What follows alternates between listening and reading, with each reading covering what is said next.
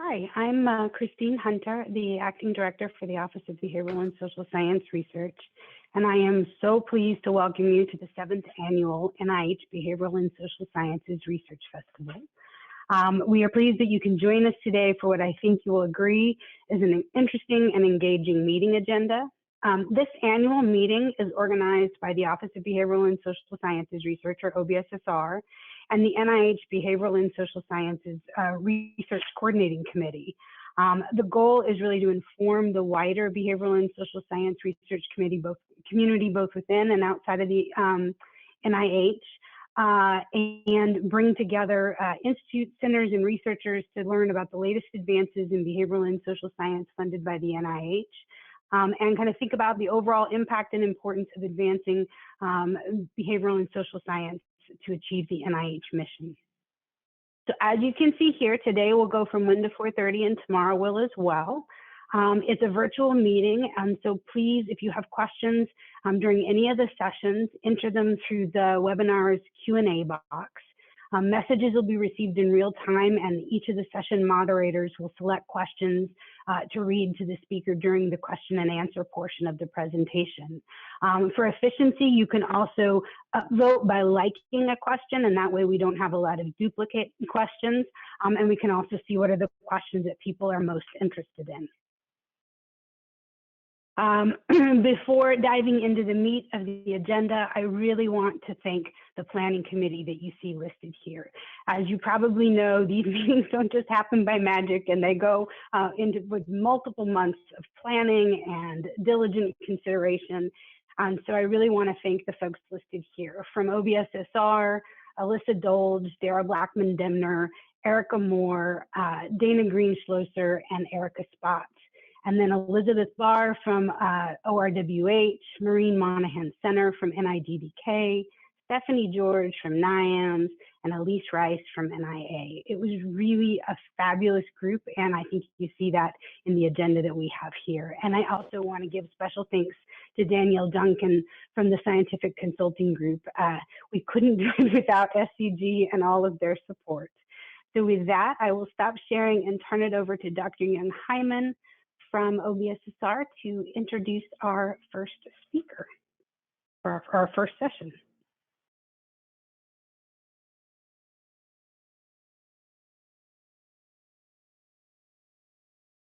Good afternoon. Can you see me and hear me, everybody? It is my pleasure. Thank you. It is my pleasure to introduce a special guest, Elise Spiegel, who many, if not all of you, know from the National Public Radio podcast Invisibilia, which launched in 2015, and This American Life, which has been running continuously since 1995. Elise is a producer, human behavior reporter, and science writer for NPR, National Public Radio's Science Desk. Over the course of her career in public radio, she has won many awards, including a George Foster Peabody Award, a Livingston Award, an Alfred I. DuPont Columbia University Award, a Scripps Howard National Journalism Award, and a Robert F. Kennedy Journalism Award. Elise is uniquely qualified to be a social science reporter. Her paternal grandfather was president of both the American Psychological Association and American Psychiatric Association. Her father was a newspaper journalist and editor, and her mother a professor of history and former dean of the faculty at Johns Hopkins University. You could say that behavioral and social sciences is in her DNA. And finally, I would be remiss if I did not share that Elise was almost a concert violinist before pivoting to science writing, communicating, and sharing. As she said, the violin continues to play an important part in her life to this day. She and Christine Hunter, acting director of OBSSR, will have a virtual fireside chat regarding the art of science communication. Welcome, Elise. You're muted, Elise. Oh, I'm muted. Thank you very much for having me. I really appreciate it. And hello, Christine. It's nice to see you. Thank you. We are so pleased. And so we don't actually have a virtual fireside, but we are virtual, and I know our audience is as excited to talk with you as I am and hear from you. I mean, you really are a pioneer and an innovator. So without further ado, why don't we just kick it off, and I'll ask the first question. So can you tell us, how did you get into science reporting, and did you have a science background before you got into this field? You know, I didn't have a science background at all, and there's a very eccentric story about how it is that I came to be a human behavior reporter for National Public Radio, and how I got into the field of science communication. Essentially what happened was my dear cousin Zoe, who's roughly my age, I was working for This American Life at the time, which is, you know, a well-known public radio show. That's where I'm working now. And so she knew that I was interested in tape, and she gave me this cassette tape. And on the cassette tape was my grandfather, who, as you mentioned, as Deborah mentioned, was the head of the American Psychiatric Association. It was him interviewing himself. It was this like absolutely delightful tape where he would say, "Well, John, what do you think about this?" And then he said, "Well, Dr. Spiegel," and he was literally in conversation with himself. And what he was in conversation with himself about was stuff like his role in the Diagnostic and Statistical Manual. And also he was at that point testifying in Ireland. And essentially that little cassette tape and the conversation that he was having with himself on the cassette tape kind of brought me into this world, brought me into this world of this question of, well, how did this, what he was talking about was the removal of homosexuality from the Diagnostic and Statistical Manual, and how that kind of change was pushed through what was in a very conservative organization by a number of people inside the organization, including my grandfather, who was a closeted gay man. And so that kind of got me into was my very first entrance. And then in the process of, I created a history about that for This American Life. And in the process, I interviewed a man named Robert Spitzer. Are you familiar with Robert Spitzer at all? Okay, so. Oh, yes, of course. Okay. I actually have a DSM-3 that Robert Spitzer, autographed DSM-3 that Robert Spitzer gave me. So I was obviously, Robert Spitzer is somebody who helped create the DSM-3 and the kind of psychiatry's Bible. And I was walking out the door after talking to him about the removal of homosexuality, and I said, well, this must be something that you're really, really proud of. Like, here you've really helped. And he said, oh, this is not the thing that I'm most proud of. I'm most proud of creating the Diagnostic and Statistical Manual. Because I had been asking, were you most proud of helping to remove your role in helping to remove homosexuality? And that got me into this. I did a long story for the New Yorker about the history of the creation of the modern Diagnostic and Statistical Manual.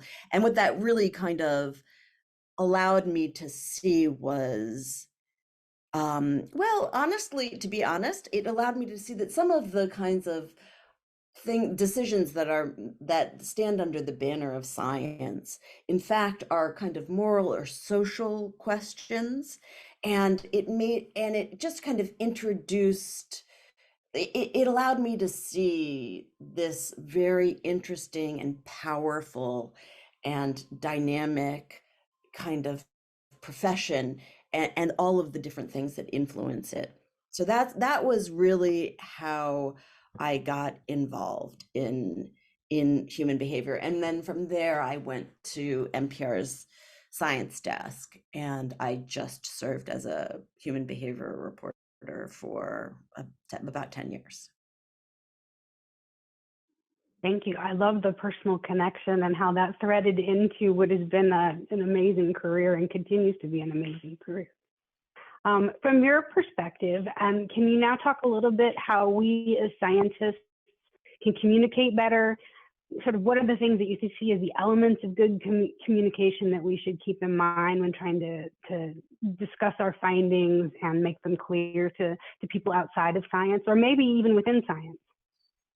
Okay, well, so I have so yes, my feeling is as a journalist, and believe me, as a science reporter at NPR, we talked a lot about how to help scientists be better communicators. And in fact, there were a number of people on our desk who did um, training in it is an issue.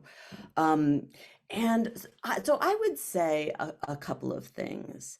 I feel like scientists sometimes get in their own way. Like I feel like there's a feeling sometimes they feel like they need to perform their intelligence, and they get more caught up in performing their intelligence or performing for their colleagues, which I totally understand. But that leads them to use a kind of language that other people don't have access to, like your lay public does not have access to. And so one of the things that I would say is, um, you know, don't try as try as much as you can to kind of speak simply as if you are talking to somebody who is your friend but not a specialist.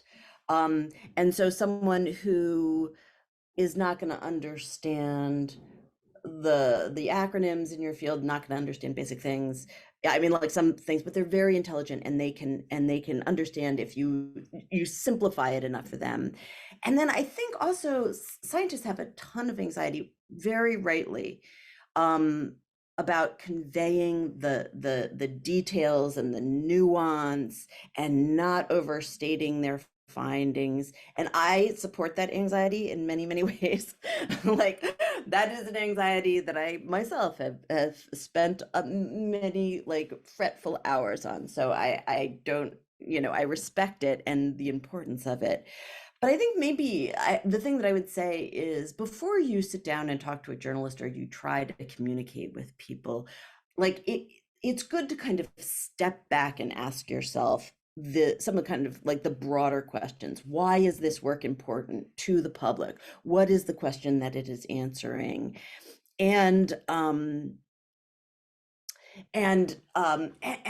just trying to like and often journalists are looking for anecdotes, and so shaping your research into a kind of story to the extent that you can. Now sometimes that story will be about, for example, your own, how you yourself became interested, and if there's a neat little story about the moment that or anecdote about the moment that this question caught your eye, or so you can build it in terms of a personal narrative of your own experience, or you can build it in terms of you can find an example of something that organically raises like that your research is relevant to, which like organically raises the question of that your research is seeking to answer. Does that make any sense to you? Oh, I think absolutely. And you think about how to make it relatable, whether it's a personal story or a societal story, but why the research would matter and be interesting can help people engage is what I think I hear from you. And I certainly Yeah. relate to the anxiety about, not wanting to overstate the results or minimize the nuances. And yet that's tough to balance with being really clear. So It is really clear. And the last thing that I would say, this is a like is that it's something that I think that scientists are don't necessarily think about all that much, but which I think is important, is how you say something and the kind of emotional affect with which you say something is as important as what you are saying if your actual goal is to communicate. Let me give you a personal example of this, actually. So my father was quite sick for some time, and there was a point at which he actually had to go into the emergency room. He had hydrocephalus, a number of kind of issues, and there was a point at which his a stent in his brain got infected, and so he had to go into the emergency room.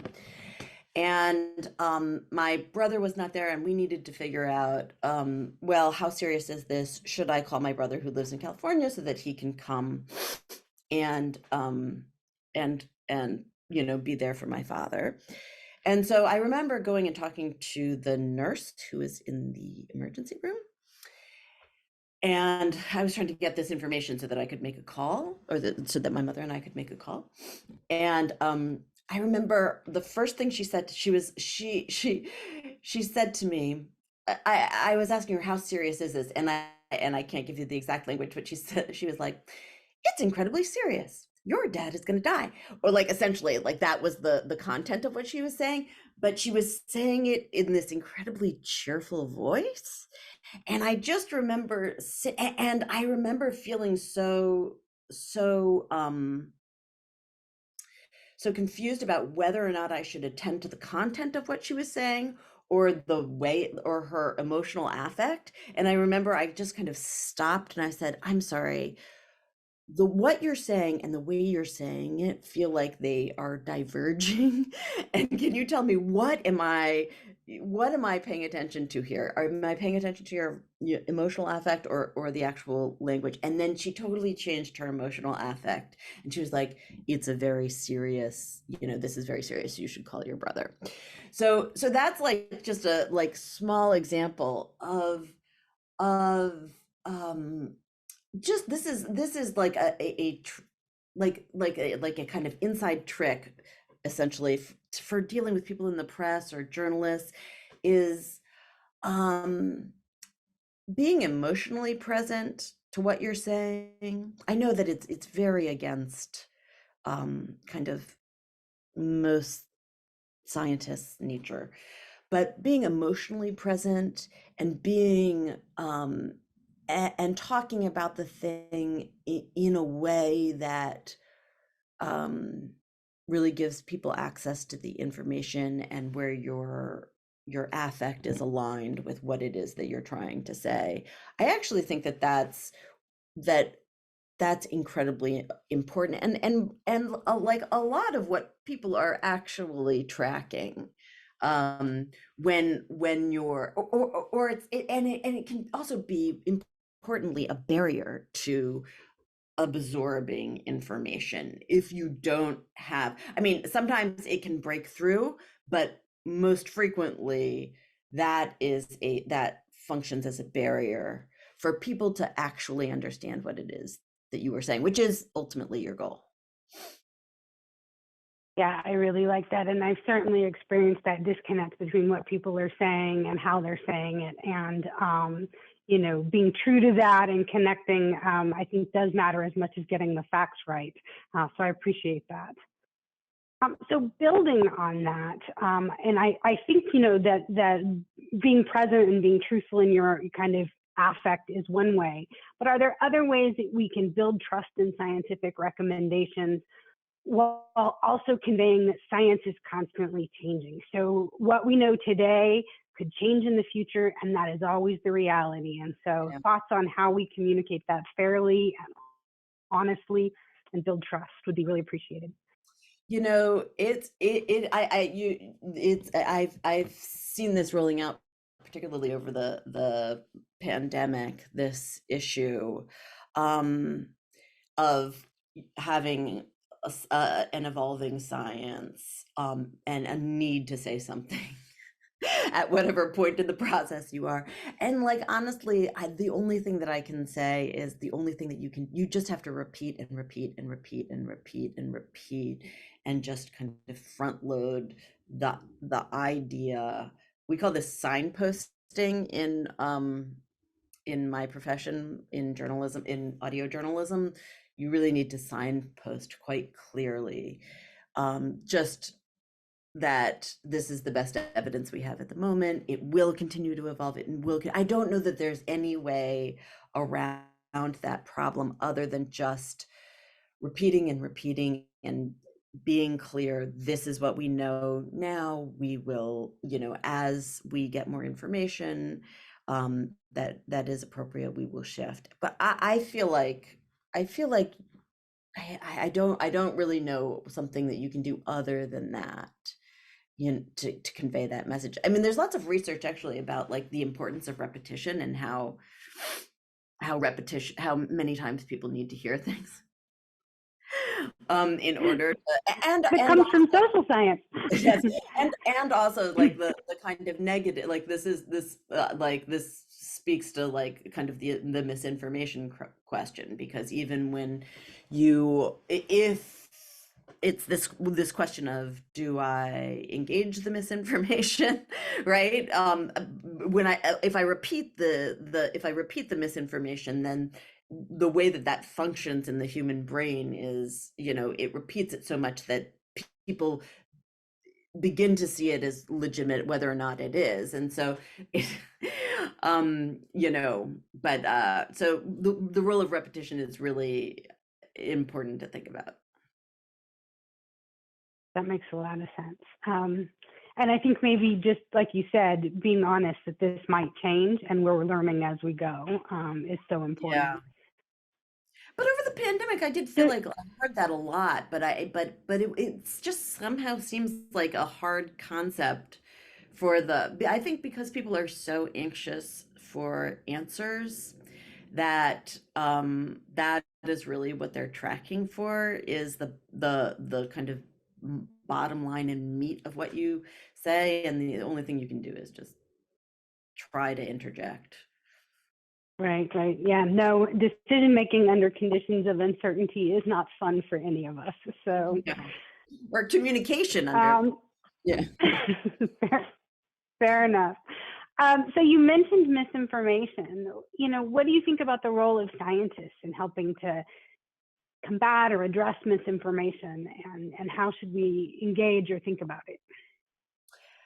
So, so I have a lot. So I have a couple of different things, that I would say about this. I mean, there's a whole bunch of, for example, behavioral science about like, well, how do you kind of, I mean, people are sorted into tribes, and they tend to kind of believe people from their community, and one of the kind of questions that, like, how do you convince somebody of that something is incorrect? Can you do that with language, or again, or do people not really attend to information in the way that, you know, I think scientists sometimes think that they attend to information, or they're not moved as much by information as they are by questions of identity and whether or not they are feeling valued and respected by the people who are talking to them. So so part of it is like, in if you're trying to combat misinformation, I would say, you know, try to find, if whatever community you're trying to communicate with, finding people inside that community are critically important. Whatever your communication is, communicating in a way that does not feel combative, but seeks to align yourself with the people that you're seeking to communicate to. But like, my honest feeling as a journalist who talks to many different people at many different levels of society. We didn't mention, I've also worked for the New York Times, and I did some political, you know, I covered the election somewhat for them. And so I really have talked to a lot of different people, and the thing that becomes clear as somebody who is in that position is just how broken our information systems are. And I don't, and so like, my honest response to like, how can we combat misinformation, is it's a structural and systemic problem. And there's this, I don't know how familiar this audience will be with this idea of Section 230 of the Communication Decency Act. Are you familiar with that a little bit, or? can a little, but mostly from you. So from talking with you. So if you can give a little bit of background on that, I think that would be helpful.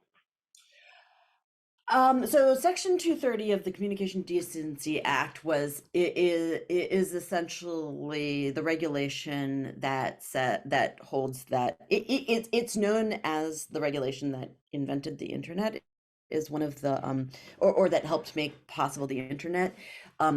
Essentially what it does is it says, do we see people like internet sites like Facebook or Twitter or Craigslist? Are you seeing them as publishers like news organizations, or are we seeing them as essentially third-party vendors who they are not responsible for the content? They just are kind of distributing rather than publishing, right? So and it essentially it made it so that Twitter, Facebook, they are not responsible for the content that is posted. So for example, they are not able to be held liable for misinformation.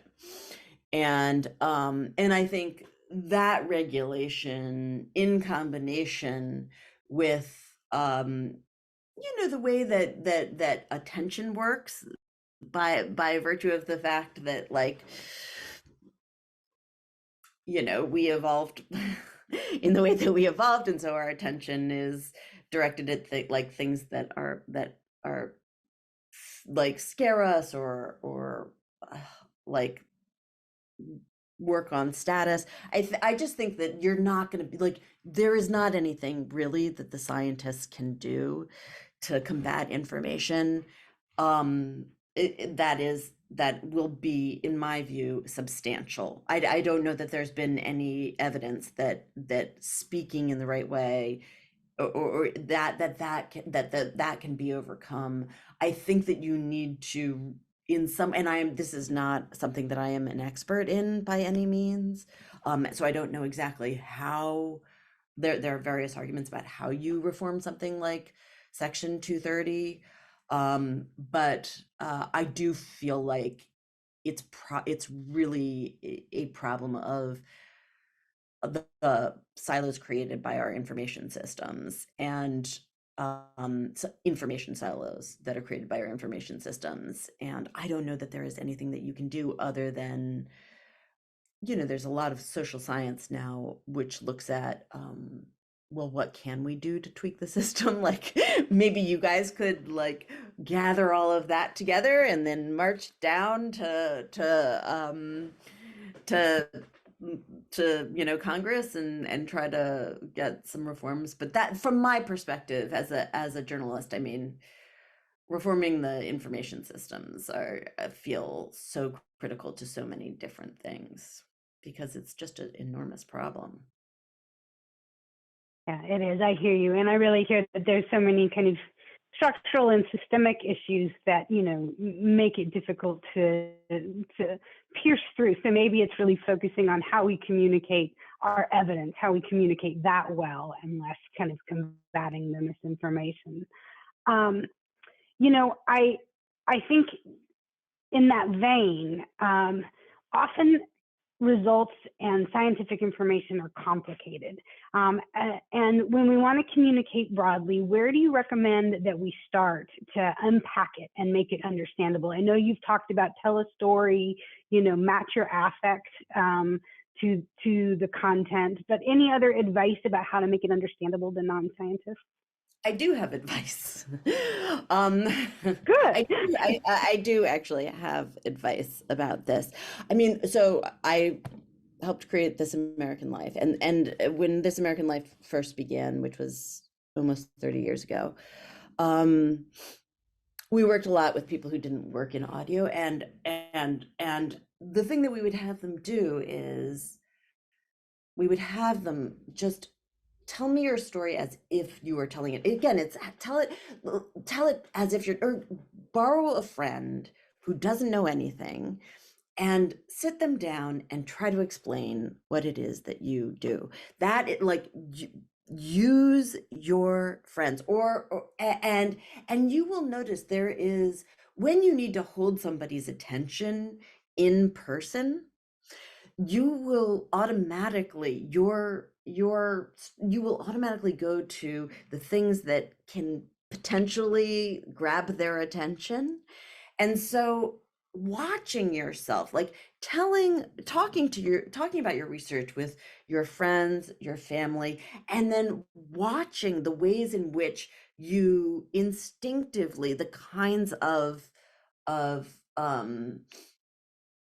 ways that the phrases or ideas that you reach for, and then notice very carefully, when does their attention flag, when you are talking, and like when do they focus on you, and when does their attention stray, and just do that enough until do just practice explaining things to people until you notice that you are really you're able to explain it in a succinct way, and their attention is not flagging.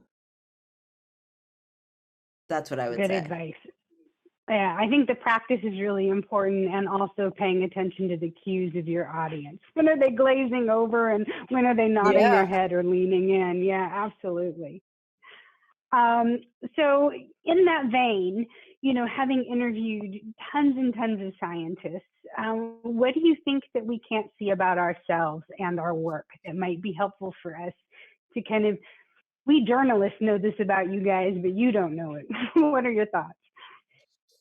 I mean, so this is just a personal hobby horse, but I do feel like sometimes scientists, the way that they think about measurement, this is weird, but the way that they think about measurement is a little bit too simplistic, and that sometimes um, ends up leading us as a journalist, you're often on cleanup, right? So some bad thing will happen, there will be like recovered memory movement, or there will be like bipolar in children, or there will be, there are certainly or there are all these, it's uh essentially I think there's this there are lots of kind of places where behavioral health, or there have been a number of instances where behavioral health has really gone off the rails. And your question is like, what do they not see? I think that like the way that scientists conceptualize it is there's a world, and you hold a ruler to that world, and the ruler will tell you how many inches that world is, right? Um, and but I don't think that measurement works that way. I think that measurement is both descriptive and constructive. So you see the way that it, like, designing a measurement will construct the world that it is seeking to measure.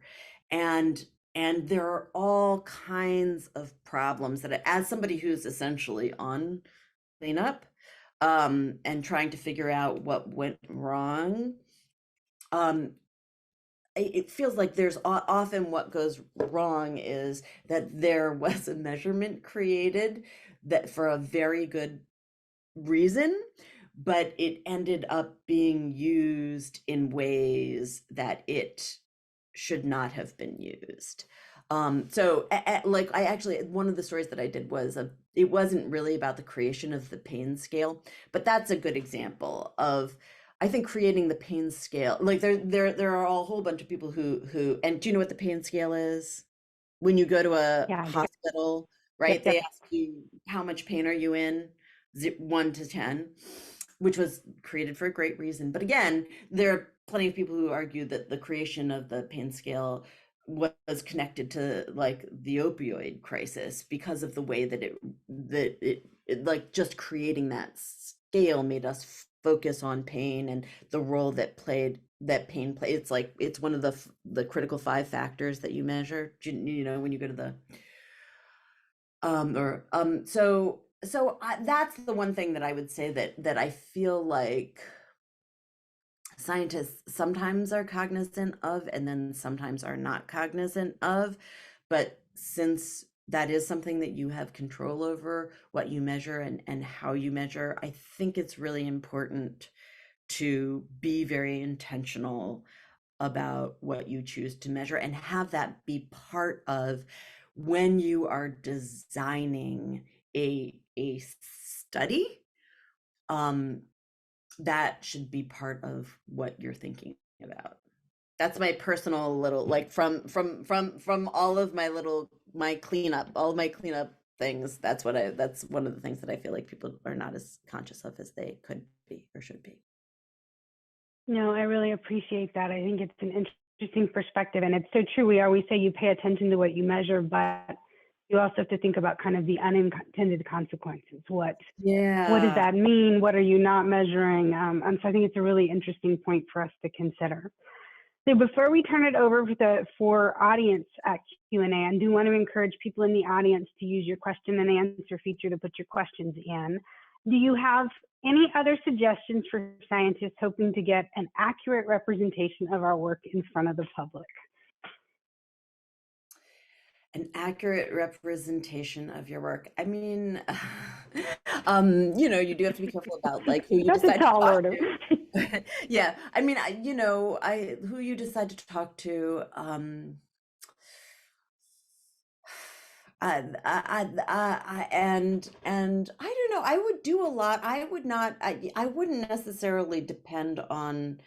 I would try to make it as easy for the journalist to be correct as you possibly can. So if it's possible for you to think through, well, what would be an example of an anecdote? What is critical about this work? How is it relevant? And what are or like, how do I shape my own experience as a scientist into a kind of narrative that the journalist can use to kind of communicate this in the appropriate way. Just thinking of all of those things before you and mapping them out before you engage, I think is a good idea. Thanks. Appreciate it. So now we're going to turn to questions from the audience. So one maybe easy one is, what do you mean by cleanup when you talk about you're often brought in for cleanup? Well, it just means that after things have gone wrong, like like a ridiculous number of children in the state of Florida foster care system are treated with antipsychotics. That would be an example of something. Or like, the opioid crisis, after the complex systems that intertwine to create outcomes, whatever they are, like cleanup I just mean like my job is to kind of figure out what went wrong. That's my job. And then communicate what went wrong. And so that's what I mean by cleanup. Appreciate that. So let's see, we've got another question, but it's quite long, so I'm going to see if I can simplify it. But I think it's that, there's a lot of different specialties in our area. I mean, even just in psychology, there's clinical, developmental, social, educational, and how can we make sure that the media are aware and call on the right specialists for their stories? So let's see, how can we make ourselves better known and be more available to the media and connect the right expertise with the right journalist?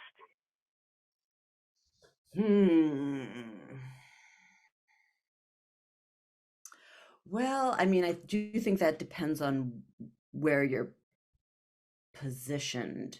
If you're at a university, there are processes for doing that. Repeat the question one more time. Okay, so I think it's long, so I was trying to summarize. I'll try again and see if I can make it pithier. So there's a lot of different disciplines in our field. So like in psychology, there's a lot of different types of psychology that have different expertise. And so, how do we make sure, let's see, says that media personnel who are unaware that these specialties exist often overlook them and call on other behavioral specialists instead for a story. So how can health psychologists make themselves better known and more available to the media? So I think it's matching kind of that expertise with the question at hand, and are there any things that we should be doing to help connect? I mean, I think just like there are lots of journalists on Twitter. If the question is, how do I get my subspecialty in front of like a journalist, and not how do I get the correct expert in front of a journalist, both of which are very important.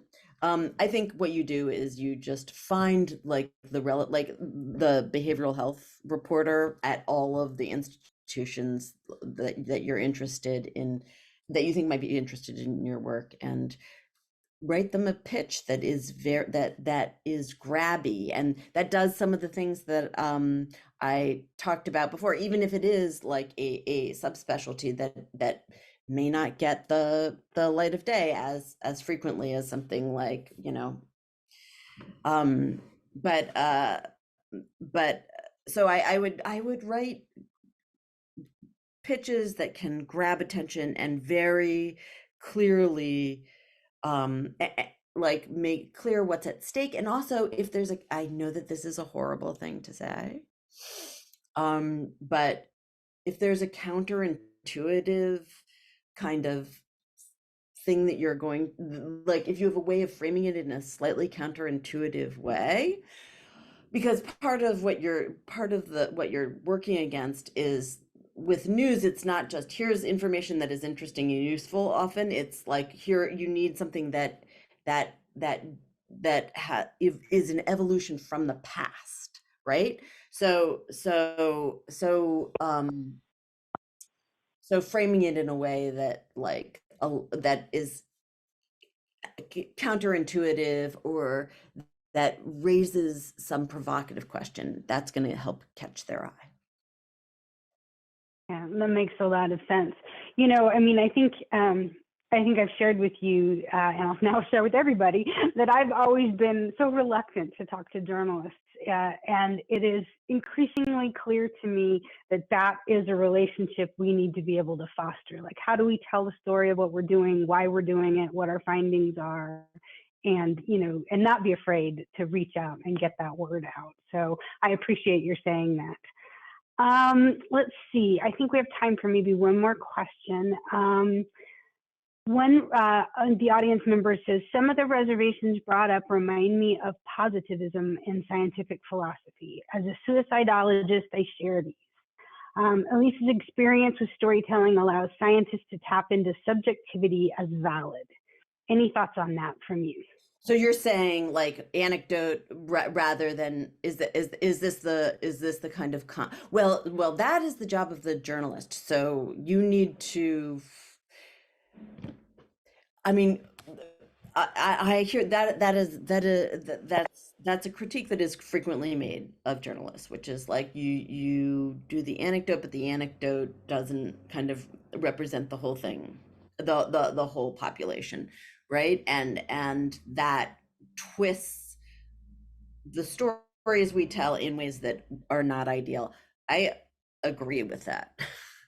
I think that is true. I mean, that's the difference between, a good vetted journalist, hopefully, and and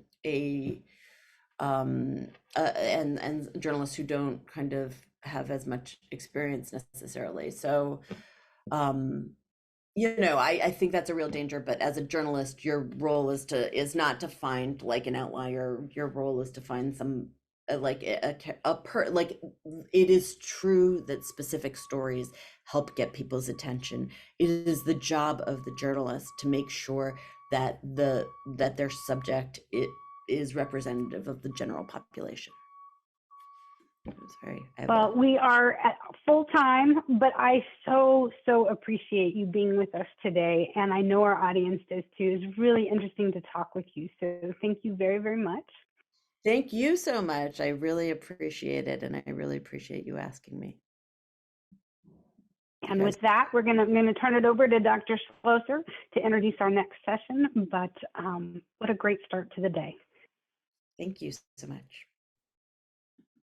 And I agree. That was an absolutely fascinating session and a great way to kick off our wonderful, exciting day of behavioral and social science research. Hopefully, give some ideas how to improve the world. So our session 1 is social connection.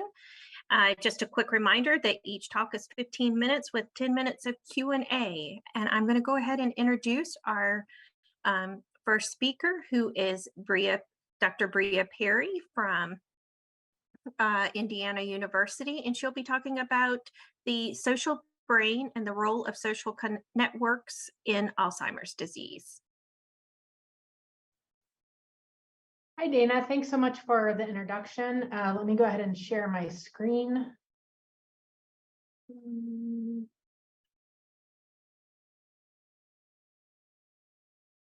Okay, can everybody see this? I hope. Perfect. Great. Thank you so much for having me here today. I'm really honored to be able to be here to present some of the findings from my NIH-funded research. So the sort of foundation of this project that's funded by NIA is to try to better understand the social and biological mechanisms linking social connectedness to cognitive aging. So there's a lot of evidence for a relationship between sort of social connectedness broadly defined and measured and measures of ADRD or Alzheimer's disease and related dementias, cognitive decline, cognitive function, et cetera. But there's not been a lot of attention to or agreement about the social and biological mechanisms underlying it. And part of the problem is that there is no sort of unifying theory of social risk and resilience in ADRD. And at the same time, from the empirical side of things in the ADRD literature, social connectedness has been operationalized using a really wide variety of measures that are often treated as unidimensional, but that likely reflect pretty distinct social processes. So this has made it really difficult to get any consensus about what the social mechanisms are, let alone the biological ones that might underlie those. So we have sort of two major theories about what kinds of social mechanisms or social relationships might matter for cognitive aging. And those map really nicely onto neurological theories of the etiology of ADRD. The first of these theories we call social bridging. And this comes from three sociological theories about the structure of social networks. And they convey kind of both the nature of relationships with what we call weak ties and ties that are less structurally embedded or less sort of connected to other people in your social network. And also these theories convey something about the resources that flow through these ties. And the idea is that you have access to different kinds of resources through people that are only weakly or sparsely connected in your network, with whom you don't necessarily interact frequently, to people who are quite different from you with respect to sociodemographics or with respect to attitudes and opinions. And so this type of connectedness, social bridging, we think may be related to cognitive aging. And so in terms of how we would operationalize this, social bridging is going to occur primarily during irregular contact with sort of more peripheral or dissimilar others, which we sort of colloquially call weak ties. And our hypothesis is that interactions of this kind are going to provide important opportunities for exposure to novel social stimuli. And we could think about this in a variety of ways, but it may include different kinds of ideas, information, activities, and then even at sort of the level at which you're not necessarily consciously perceiving these stimuli, things like verbal and nonverbal social cues, exposure to different kinds of faces and speech patterns, et cetera. And so for this reason, we might hypothesize that social bridging relationships and connections are more cognitively enriching than sort of familiar, repetitive, and comfortable exchanges with people like immediate family members or other close confidants. And this maps really nicely onto the cognitive reserve hypothesis of ADRD, which suggests that individual variation in enrichment experiences across the life course provides different degrees of reserve against neurodegeneration.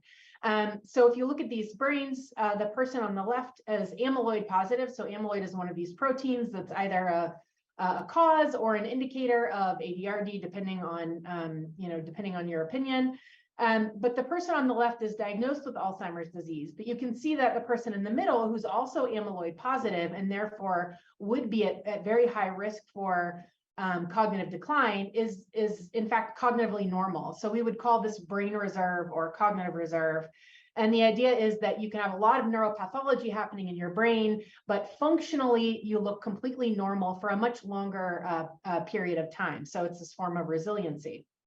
And there's been a lot of research on cognitive reserve in the context of things like education and occupational complexity that are thought to build cognitive reserve over the life course. And the idea really is that exposure to stimulating environments, and in our case, we think this includes social relationships and interactions, may increase cognitive reserve and explain why people with higher levels of social engagement, more friends, et cetera, are more resilient to the cognitive effects of neurodegeneration. And then the other sort of theory that we're interested in is called social bonding. And this is an umbrella term that encompasses terms like social integration, bonding, social capital, perceived social support. And people with high levels of social bonding express a sense of purpose in life, like they matter to others. And these things foster sort of behavioral guidance and security. They buffer the effects of stress and provide access to psychosocial resources, which we know benefit health, and we hypothesize may also affect brain health. And in terms of the underlying biological mechanism that might be driving this, we think that social bonding may contribute sort of both directly and indirectly to brain health through primary neuroendocrine pathways that have these sort of secondary cascading consequences. So I won't discuss all of them, but we know, just for example, that perceived social support and loneliness are associated with variations in basal cortisol levels and oxytocin, which have these pretty pervasive downstream immune, metabolic, and cardiovascular effects that are strongly associated with brain health. And at the same time, social bonding may affect brain health indirectly by buffering the negative impact of stressful experiences, changing the appraisal of stressors, resulting in more active and effective coping, and just generally sort of down-regulating the HPA response to stress. So those are kind of the theories, and then the sort of paired biological mechanisms.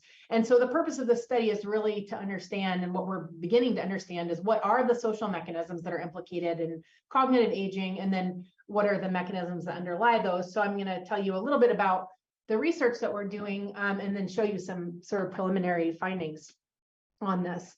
It's called the Social Networks and Alzheimer's Disease Study, which has the unfortunate acronym of SNAD that we now can't get rid of, but there it is. And what we're doing in this study is leveraging the NIH-funded Indiana ADRC, which is an NIH P30, and they maintain a longitudinal cohort of about 450 older adults. These data are super rich and amazing and kind of a social scientist's dream. We could never collect all these data ourselves. So we're sort of piggybacking, using their data and then sharing our data with them. And so they have extensive clinical cognitive data, which is collected annually, something like 20 different measures of cognition, cognitive function, cognitive decline. They have consensus diagnosis for Alzheimer's disease and mild cognitive impairment, which is really important. And then neuroimaging data, so structural MRI, functional MRI, PET scans, as well as other biomarkers that I won't go into, but needless to say, it's sort of a treasure trove of biological and clinical data that we can draw from. And this cohort is about 50% cognitively normal, 25% mild cognitive impairment, and 25% early stage AD. They're all at high risk. And the goal of that, either genetically or through other risk factors. And the idea is that we want to be able to see conversion from normal cognition to ADRD in a shorter period of time. So what we add with our RL1 study is extensive data on the social environment, more extensive, I think, than any other study of ADRD that has come before it. And again, that's because our goal is to really fully understand what is going on socially that may be providing resilience. So we collect egocentric social network data using multiple name generators. I'll talk more about that method in just a second. Lots of information on social participation and activities, multiple scales of social support and integration, information about their neighborhoods, et cetera. It's about an 1.5 to 2 hour interview, almost entirely focused on the social environment and really being able to map that precisely. We also get caregiver data and study partner proxy reports of social networks for sort of triangulation of data and other stuff, other cool stuff that I can talk about in the Q&A. And then through another RL1 with my MPI Ann Crindle, we also have extensive social cognitive data on things like theory of mind, face memory, emotion recognition, and other types of social cognitive outcomes. So I want to talk just really briefly about personal social network or egocentric methods. We use these methods because it's really the very best way to disaggregate distinct dimensions of social connectedness. And it takes a long time, but it's really worth it in terms of the data that you get on the other end. So the sort of first step in this process is to elicit the names of people in personal networks, which we call alters. And so we might ask things like, we literally ask things like, name all the people you interacted with yesterday, or things like, who are the people you work with that you talk to regularly, who are the family that you regularly talk to. So we end up with this large list of names, and then we ask follow-up questions about each alter that person names. Things like, what's your gender, what's their education level, how close are you, how often do you interact, et cetera. And then the third step is determine how those alters are connected to each other. And that's how we get sort of structural measures of how those alters are embedded in the network that allows us to generate a lot of the bridging measures. And what we end up with is social networks, each person's social network, which looks something like this. These are network ideal types. Which means that we've sort of taken average network characteristics of people who are cognitively normal in our sample versus those that have dementia. And you can see that there are pretty stark differences in what these networks look like, how connected they are, how large they are, what kinds of people they're composed of, et cetera. And in addition to making cool diagrams like this, we can also use the egocentric network data to create really specific measures of things like social bridging and social bonding, but also other things that I don't have time to talk about today. And then we can get multiple measures of these so that we can really cleanly try to test hypotheses about what's happening within these relationships that might be providing cognitive resilience. So now some findings from the study. This is the table that I'm going to show you, but I'm going to show you piece by piece because there's a lot of information here. But essentially what we're trying to find out is what are the social mechanisms that matter for cognition. The first set here is just the control variables that happen to be in this model. Control variables, even education, doesn't really do much to diminish the social connectedness effects, which I think is interesting and important. But these are average marginal effects on the Montreal Cognitive Assessment, which is general cognitive function. If the bars cross the line, that means it's not significant. We also denote significant findings using red. If it's above the line, it's a positive effect. If it's below the line, it's a negative effect. So those are just your controls. This next set here, variables, is what I would call social participation. These are used as sort of proxies for level of social connectedness, often in this literature. So things like, is the person married? How many kids do they have? Are they still working? Do they go to church? Do they volunteer? And then do they use social media? And you can see that at least in this particular study, in this particular sample, none of these measures of social participation are associated with cognitive function. This next little sliver here, and I'm happy to talk in the Q&A about social stress and why we're not really measuring it very well. So I don't have a ton of confidence in this sliver of findings, but we're measuring social stress using social loss, which is either something like widowhood, or someone important to you has moved away, someone important to you besides your partner has passed away, etc. And then hassles is the percentage of people in your network that hassle you, cause you problems, or make life difficult. None of those are associated with cognitive function. These are 1 minute. 1 minute. Okay. These are measures of social bonding. And you can see, again, these are things like perceived social support, social integration, relationship quality. None of those are associated with cognitive outcomes, except for the relationship quality of friends. And then this last one here is measures of social bridging. So things like homophily in your networks, racial homophily. Are you the same race as the people in your network? Is there age diversity in your network? Do you have kin versus friends? Do you have bridging ties? Are your ties closely connected to each other?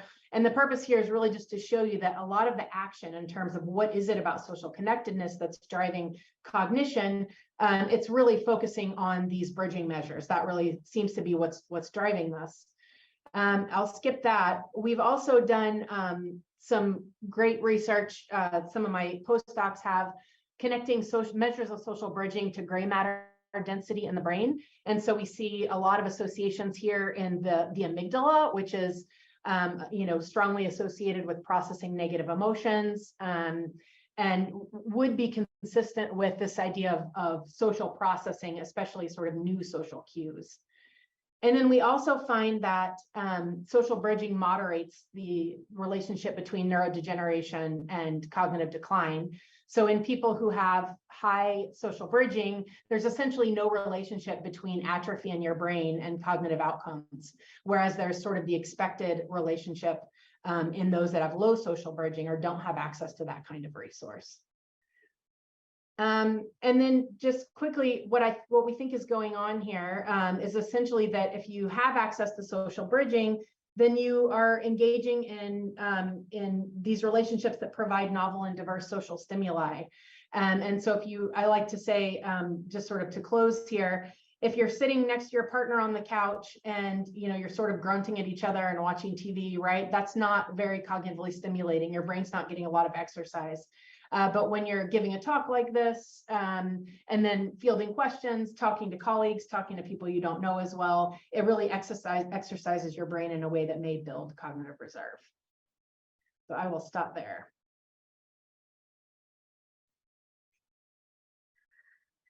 I want to thank you, Dr. Perry, for a wonderful talk. And we are now open for Q&A. So if you have questions, please put them in the Q&A. And if you are on the panel, such as Dr. Hunter or a couple of the other POs, please raise your digital hand or put your answer in the. There was one question directed to you about, would you mind if we shared the health disparities slide? Oh, you want me to pull it up?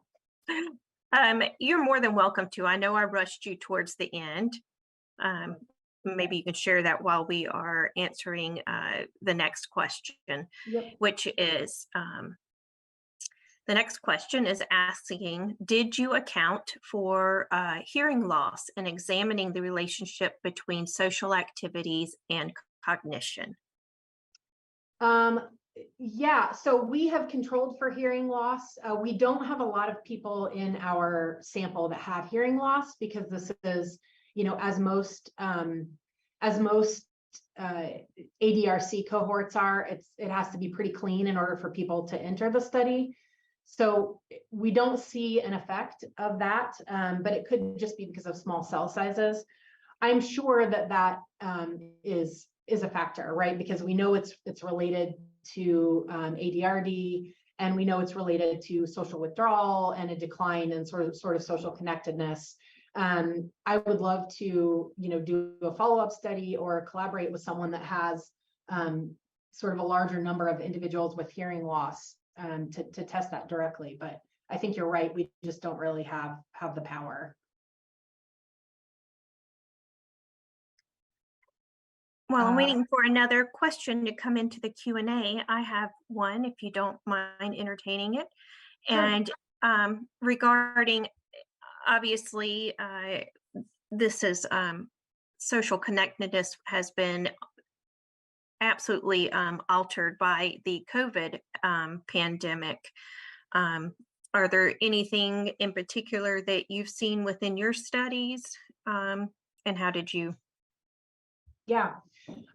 So, like everybody who was doing primary data collection with older adults during the pandemic, we had to pivot a little bit because no one was coming in. The clinic was essentially shut down for almost a year. And so what we did is we collected phone interview data and collected information about their social networks and how the pandemic was affecting their sort of social activities, their relationship quality, and also sort of subjective things like their feelings of loneliness and social isolation. We don't really have enough data yet to look at the long-term consequences. I think, it's going to be decades before we really figure out how impactful the pandemic has been, in terms of accelerating cognitive decline in older adults.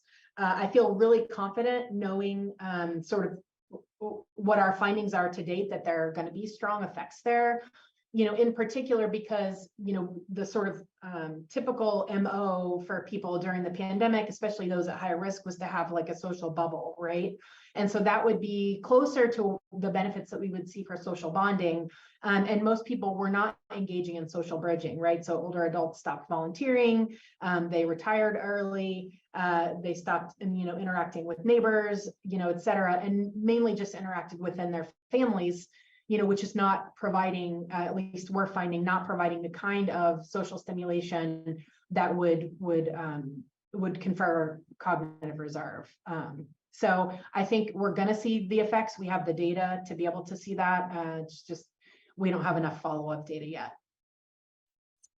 And a follow-up question, kind of along those same lines. We've all, I'm sure, and including some of the people in your studies, have engaged in different activities online to try to counteract some of that, or to at least give us some stimulation. The particular person in this particular thing this person in this question is asking about is these type of online games where you are playing with an actual person. Does that help to mitigate, or even, if I'm sure if you haven't looked at it, do you have an idea or hypothesis? So we've not looked at it. We do have extensive data on social media use and also what kinds of social media they're using and how they're using it. And we also have things like number of Facebook friends and so forth. Those seem to matter, but I think largely to the extent that they reflect real life. So I think, thinking about what is that actual social mechanism, my hypothesis would be that playing online games might have an effect, but it would be an effect size analogous to what you would get from like a crossword puzzle or any other sort of solitary game, which we're finding because we're now actually analyzing the data, comparing those sort of solitary cognitive activities to social cognitive activities. And social cognitive activities, the effect is about twice as strong in terms of protecting cognitive and brain health relative to those that are solitary. Because you're not getting the interactional sort of eustress that you might get from interacting with someone face-to-face, or even on something like Zoom or FaceTime. I do want to point out the preliminary research of Hiroko Dodge, who's just an amazing scientist. She has just finished up a clinical trial where they're having, I think it's hour-long interactions weekly, older adults and essentially graduate students that she's trained to talk about nothing important, right? And she's seeing, even in a relatively short period of time, improvements in cognitive functioning from essentially interacting once a week with strangers.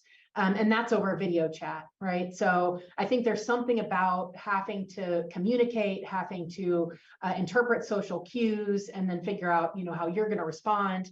That provides more brain stimulation than something like, playing a game with someone you can't see would provide. Thank you so much. We have one last question we'll squeeze in before we get to the next talk.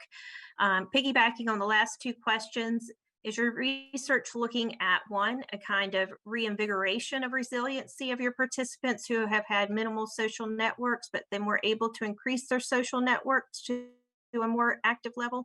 And two, the ability to bank social reserve for when social networks decline later? Yeah, so that's a really smart and interesting question, because those are sort of the two theorized pathways of cognitive reserve, right? One is that like you have all this cognitive reserve that you build up over the life course, and then your brain is like nice and plumping and beautiful. And so when the pathology sets in, you're able to work around it. And the other is that your brain actually responds sort of in real time, you know, with new neuro generation or something, right? When pathology sets in, and that's essentially the crux of the question. We can't really differentiate between that now with the amount of data that we have. So we've been collecting data for about 4 years, and these processes happen relatively slowly. And we also, you know, what's interesting is that people's social patterns are often like relatively stable, right? So the structure of people's networks doesn't change much over time. And so we don't see a lot of major network changes, except when there's sort of a major disruption like widowhood or something. So I think we'll be able to address that question, but it's going to take a while, right? It's going to take another 5 years of data collection, 10 years of data collection. Yes, I'm plugging my competing renewal right now. But I think it's an excellent question, and one that we definitely are thinking about and want to be able to address. Terrific. Thank you so much for your time and being part of the festival, Dr. Perry. Yeah, thank you so much. Terrific. Well, at this time, we're going to pivot to the next talk in this session, which is by Dr. Tristan Inagaki, who is at the San Diego State University. They'll be talking about endogenous opioids and close social connections, randomized clinical trials with naltrexone. Take it away. Thanks, Dana. Can you hear and see? Yes, we certainly can. Okay, so thanks so much for having me. I should, just remembering, I should really thank Rebecca Farrar at NCI. She's the reason I'm sitting here today. Today I'm going to talk about our work on opioids and close social connection. Just by way of background, so I'm particularly interested in kind of the subjective experience surrounding social connection and social bonding. But, you know, even though we know, and Dr. Perry's talk is a great example of this, that connecting with others is a really powerful and fundamental experience, we know much less about, you know, why connection is good for us, or even what makes up an experience of social connection, especially relative to more negative social events. And this is surprising. I'm a psychologist, so it's surprising because the field of psychology is supposed to be dedicated to understanding kind of all facets of the human experience and mind. So put kind of simply by Harry Harlow back in 1958, so far as love or affection is concerned, psychologists have failed in their mission. The little we know about love does not transcend simple observation, and the little we write about it has been written better by poets and novelists. I'm not going to pretend like my research alone has addressed this issue, but today I'll talk briefly about what we've learned about social connection in recent years by using neuroscience methods. So it's been suggested, you know, that social connection is very much a fundamental need, much like our need for food and water. And lots of research confirms this notion. So we know that social connection is critical to our physical and mental health, to our happiness, to normal development, and functioning. But even so, social connection is under threat. So both social isolation and loneliness are kind of looming public health crises, neither of which have quick fix solutions. So this is a pre-pandemic 2019 stat highlighting the rise of loneliness in the United States. I work from the kind of broader perspective that if social connection is a basic or fundamental need, then the experience of connection might be supported by systems in the body that support other basic needs. Such a perspective has its foundation in findings from the animal literature, and especially social bonding in animals. So one example is the theorized relationship between endogenous opioids and social connection. So according to the brain opioid theory of social attachment, the opioid system, which is known for its role in both euphoria and pain relief, but also for its role in thermoregulation and cardiovascular control and other kind of fundamental functions. So that system may have been co-opted or borrowed to help facilitate social connection. And the idea here is that social bonding leads to the release of endogenous mu opioids, which then lead to the pleasant feelings stemming from social connection. By extension, blocking natural opioid processing should reduce those feelings of connection. And this is a well-known theory from the animal literature, but only one that started being tested in humans in recent years. So this is just one quick example from our previous research. This was a randomized controlled trial with the opioid antagonist naltrexone, so a drug that blocks natural opioid processing. And here we're just showing that naltrexone is reducing daily state feelings of social connection, but leaving general positive affect unaffected. Now, stepping back a bit, we know that prior work suggests very strongly that early social experiences of social connection can really have lasting effects on social connection later in life. In particular, warm, kind of nurturing parental care that's responsive to our needs might facilitate greater social connection later in life, potentially by providing a foundation to approach new opportunities for social connection in adulthood. So warm parental care early in life might sow the seeds for approaching new opportunities for connection later on. We know that endogenous opioids also contribute to that early bond. So again, from the animal literature, newborn lambs show a clear preference for their own mother, but if you administer naltrexone and again block that endogenous opioid processing, you can eliminate that preference. Similar effects in mice. So mu opioid receptor knockout mice show no preference for bedding with the mother's scent, suggesting potentially that the knockout mice no longer find their mother a source of comfort or derive as much pleasure from her cues of her presence. Now, whether endogenous opioids support these positive associations between early warmth and later opportunities for social connection in humans has not been examined. And that's what brings me here today. So going into this study, we were expecting that higher perceptions of maternal warmth early in life would be related to greater feelings of feelings of social connection kind of in adulthood. Second, based on this idea that warm early care might be related to reduced barriers to approaching new opportunities for connection, we expected higher perceptions of maternal warmth early in life to relate to lower neural activity to essentially strangers. And finally, if endogenous opioids support these long-term effects of warm early life experiences on social connection later in life, the same relationships were not expected in those who had been administered naltrexone. So to test these hypotheses, this is actually data from secondary data analyses from a randomized double-blind placebo-controlled clinical trial where 82 young adults participants were randomized to 50 milligrams of oral naltrexone or placebo.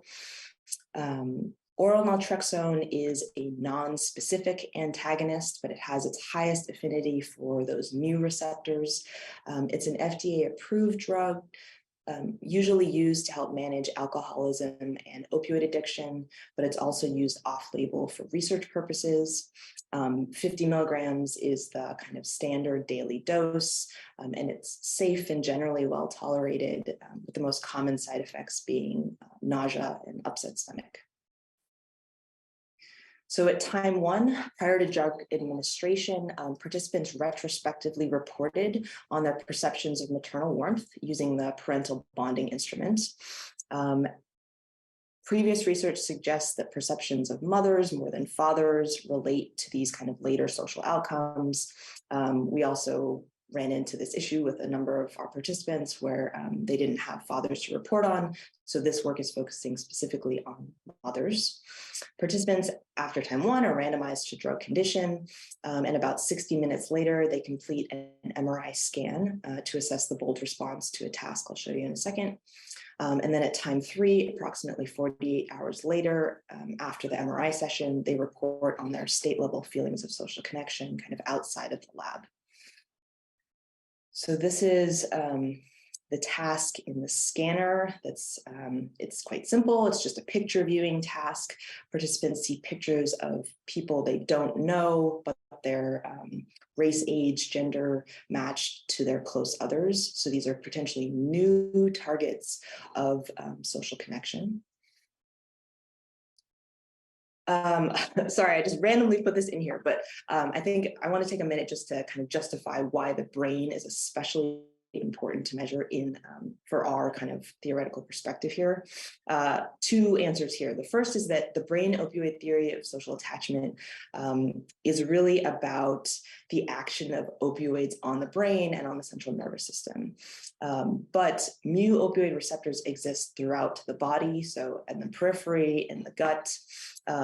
And so it was imperative to really measure the brain itself following this drug administration during an in vivo experience of potential social connection, because absent that measurement, we couldn't say with any confidence that our naltrexone administration and the action on the brain was kind of driving our effects relative to the other kind of opioids throughout the body.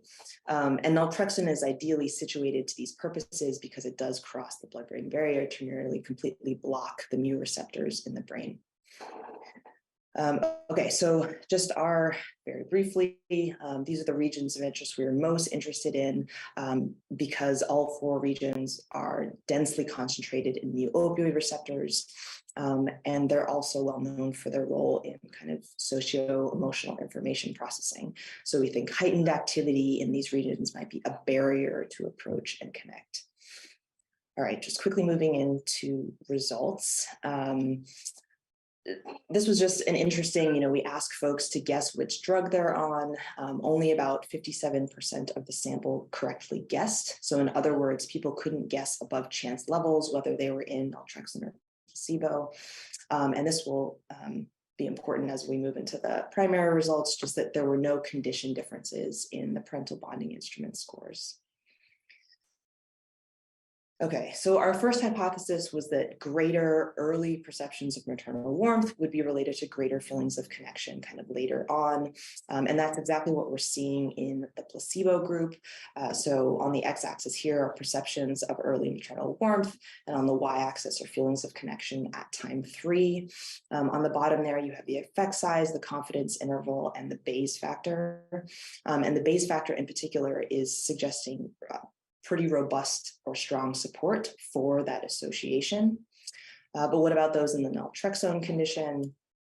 The same association was not present in those who had taken naltrexone, despite the fact that there were no differences between the groups in perceptions of early warmth.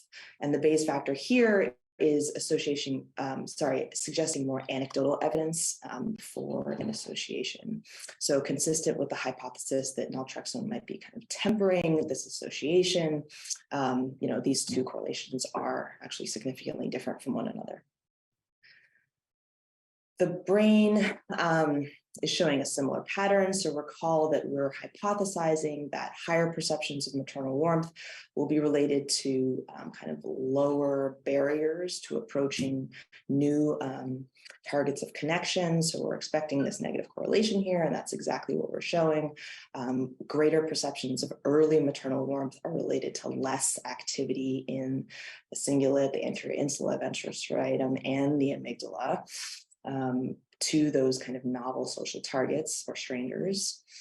And I don't have a graph for this, but in a pattern consistent with our suggestion that the brain activity here might be a version of a barrier to social connection, we also saw that activity in all 4 of these regions was negatively correlated with feelings of connection. So greater activity to those strangers was related to lower feelings of connection. And once again, the same associations did not appear in those who had taken naltrexone. So we do need a crossover drug administration with a longitudinal design such that folks are taking both naltrexone or placebo before we can make really firm conclusions about these associations and what they mean for early social bonding and later social connection. But I think these preliminary results suggest that endogenous opioids do indeed contribute to the positive effects of an early warm relationship on later social connection. And they fit with some of our other findings that suggest that endogenous opioids might be most critical for supporting the maintenance of those subjective feelings of social connection.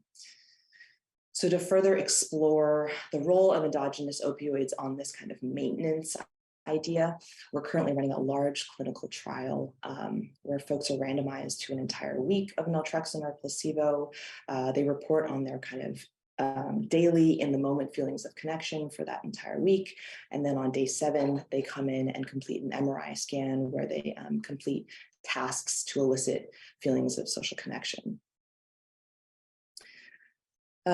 We think these findings have implications for substance use disorder. So if social connection is supported in part by endogenous opioids, so too might social connection kind of guard against exogenous opiate administration or other types of substance use.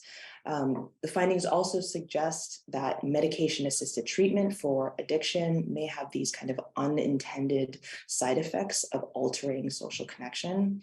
And we're exploring versions of these implications in 2 different studies. So the first is with a postback in our lab, Isabella Cruz Vespa, who's with us under a diversity supplement. We're exploring whether social connection protects against discrimination-related drug and alcohol use. We're halfway through data collection on that work. And second, with Ben Han at UCSD. So he's a qualitative researcher. He does work on older adults living with substance use disorder. And social isolation is kind of a huge issue and theme coming up in this group. So here's just one quote from some of his previous research. Then I realized most of my friends, family associations, left, right, have passed away. As I get older, I realize it is just me and methadone that's left. So we're about to launch some community research to get patient perspectives on how to address social isolation and loneliness, specifically in this population. So I'd just like to end kind of where I began, to reiterate that social connection is very much a basic need, one that must be maintained over time, one with implications for many aspects of human health and experience, and one that we feel deserves even more research attention. So with that, I'd just like to thank you all, my collaborators and lab members who have contributed to this line of research, our funding, and especially Lauren Ross and Carmen Andreescu, who were the co-authors on the paper selected for the festival. Terrific. Thank you so much for our great talk, Dr. Inagaki. We do have a question in the chat, so I'm going to pose that to you. This person asked if this body of work, if it is reminiscent of the work on oxytocin and pair bonding. Do we know how the 2 systems are linked? Oh, that's a great question. I follow that oxytocin literature very closely. We have a lot of close collaborators in that world. We have yet to kind of combine findings, right? We know that oxytocin and opioids interact with one another, and whether they interact in a way that affects the same outcome, that's to be determined. But these are kind of aligning with at least the animal literature related to pair bonding and oxytocin.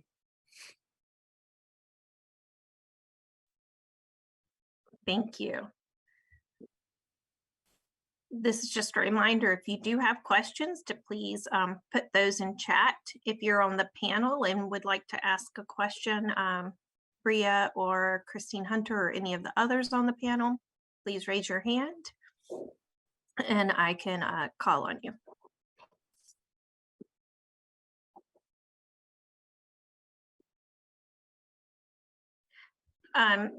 It's similar to kind of the direction that I had also asked Dr. Perry. What are the things that you're seeing, or are you seeing changes from what you would expect due to the pandemic? Yeah, it's a great question. I don't know if this is because of the pandemic, because of the age group we're studying, or kind of what's going on. But so as part of our current research, we contact or we have our participants identify, at least 6 close others, and then we contact those people to kind of get stimuli from them. But we're noticing across the board, like in our previous studies, we would hear from at least 4 of those close others. But across the board, we're hearing from less and less. And I don't know if networks are shrinking, if that kind of close network is shrinking, if the pandemic affected those close networks. We're just not sure, but it's so consistent across all of our participants. It's starting to worry me for future socializing, especially because we're studying 18 to 25-year-olds, and they seem just so isolated right now. So I don't have hard data on that, but it is something we're noticing, and we're trying to change our studies because of it.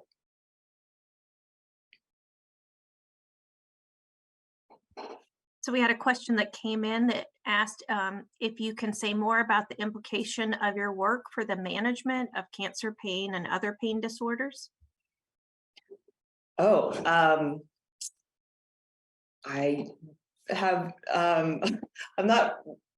don't know enough about cancer pain in particular to speak to that. I will say that,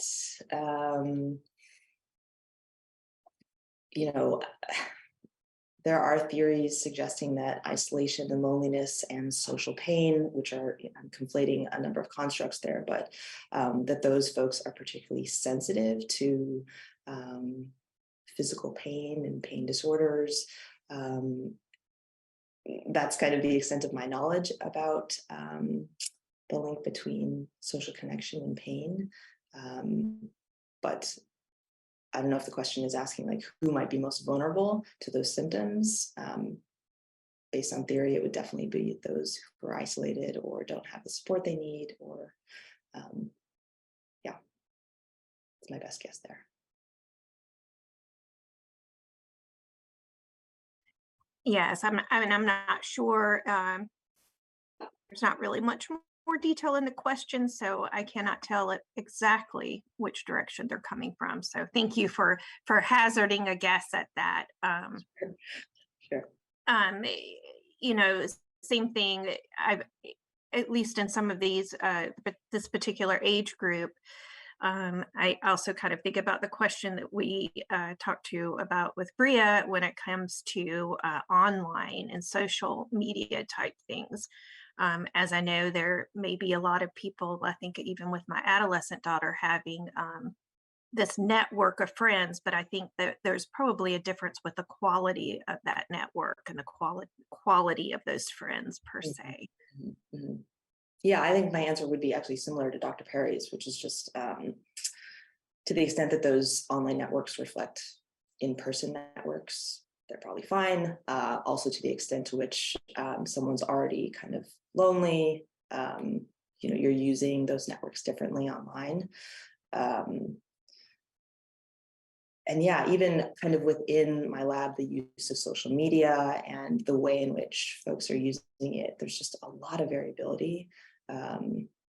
So I don't know if I don't want to make online social media the enemy. I think it might come back to the people as always. Right, of course. It's just a tool, right? I'm going to give you one last question. Given the social connection challenges of those with substance use disorders, has any research looked at the impact of self-help groups like AA and NA? We've seen, so Dr. Ben Hahn at UCSD, he's my collaborator, who's the kind of substance use expert here. He tells me he doesn't love that research, and I'm not sure what he's referring to yet. I think we have a lot more work that needs to be done, especially in those who are 60 and older, right? So during the pandemic, we saw a 700% increase in substance use disorder in that population, and they are just struggling socially so much. And I think, again, I don't have hard data on this, but from our qualitative research with those groups, they're just finding that kind of forced connection during an AA meeting. And this is just, again, anecdotal, but they're not finding it fulfilling. And so I'm not sure what the solution is yet. And I think not only work with the community needs to happen, but just better measurement and more attention to those who are most vulnerable to all of these things, right? Substance use and isolation and on. Did I answer that question? Sorry, I kind of got on. That's a passion of ours right now. No, that was perfect. And I'm going to just squeeze this one last thing, and it's probably not something that you're going to have a very short answer to, but more of a pondering of, what are the reasons people are not connecting if connection is so vital? That's a big, why don't humans do what's good for them type of question. I mean, there's a couple of reasons. One is just it's more difficult than we maybe allow ourselves to, we don't give ourselves enough credit for that. I think if anyone's struggling to just put on pants to leave the house again and go out into the world, imagine connecting or interacting with others. And the fact that we had that almost 2-year just like excuse not to go and socialize or go to the market or do all those things, it takes some effort.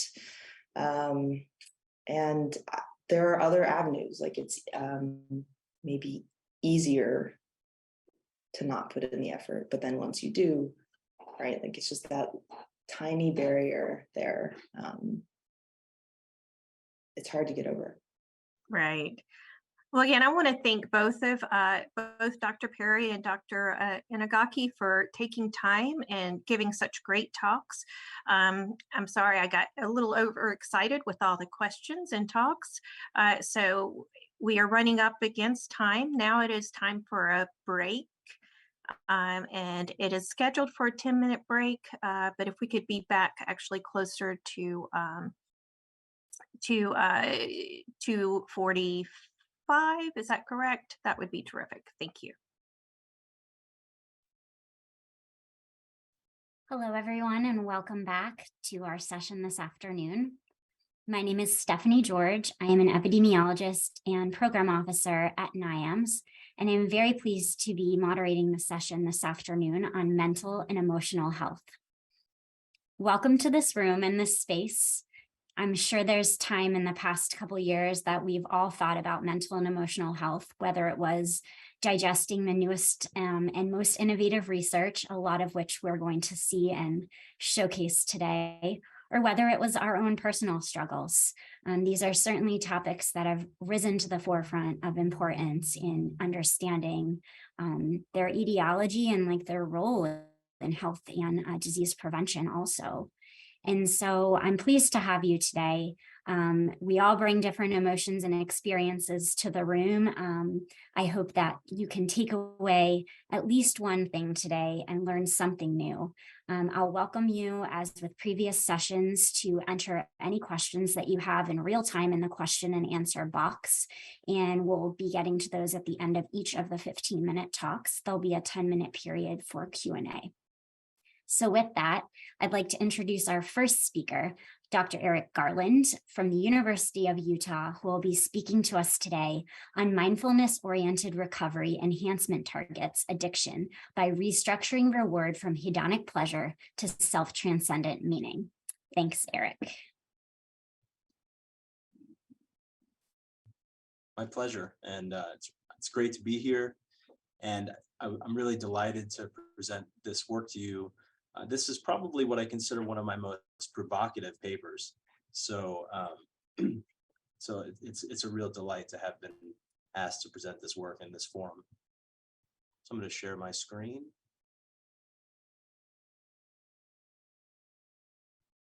And hopefully you're not seeing my notes pages. Great. Okay, so to begin, in 2015, Nobel Prize winning economists Case and Deaton found that for the first time in many decades, the US mortality rate was rising precipitously, to which they attributed in large part to the opioid crisis, a crisis that has been termed a disease of despair in the sociological literature. And I don't think this term disease of despair is a mere metaphor. I think it strikes right at the heart of the pathogenic mechanisms that are driving this crisis. To understand this claim, we need to understand the role that hedonic dysregulation plays in pain, pleasure, and addiction. Traditionally, in Western philosophy, pleasure and pain are considered opposites on a hedonic balance, such that increasing experiences of pain are thought to outweigh the experience of pleasure in everyday life. Neurobiology suggests that pleasure and pain are not mere opposites, but actually operate through a common emotional currency in the brain, mediated by the mesocorticolimbic dopamine circuit and the endogenous opioid system. And these same brain systems become hijacked by addictive drugs like opioids through an allostatic process, in which chronic exposure to drug use increases sensitization of the brain to pain, stress, and drug-related cues, while reducing the pleasure and meaning derived from naturally rewarding objects and events in the social environment. So in my lab, we use a bunch of tasks from cognitive neuroscience to measure hedonic dysregulation. One of those is the emotion regulation task. In this task, when participants are presented with positive, naturally rewarding images, they're asked to either view the image or to savor the image by mindfully focusing their attention on what is pleasant, beautiful, and good in the image, and appreciating and amplifying any positive emotions or pleasant body sensations arising during the savoring practice. And my research group has found that relative to people who take opioids as prescribed, chronic pain patients who misuse opioids show significant blunting of parasympathetic heart rate variability during viewing and savoring of positive, naturally rewarding images, as well as blunted skin conductance responses during savoring. And all the way on the right here, you can see brainwaves during positive emotion regulation. The blue lines are brainwaves from patients who take opioids as prescribed. These individuals are able to increase their brain's activity from viewing positive images to savoring positive images. And beneath, you can see brainwaves from patients with chronic pain who have opioid use disorder. These individuals show total blunting of brain response during positive emotion regulation.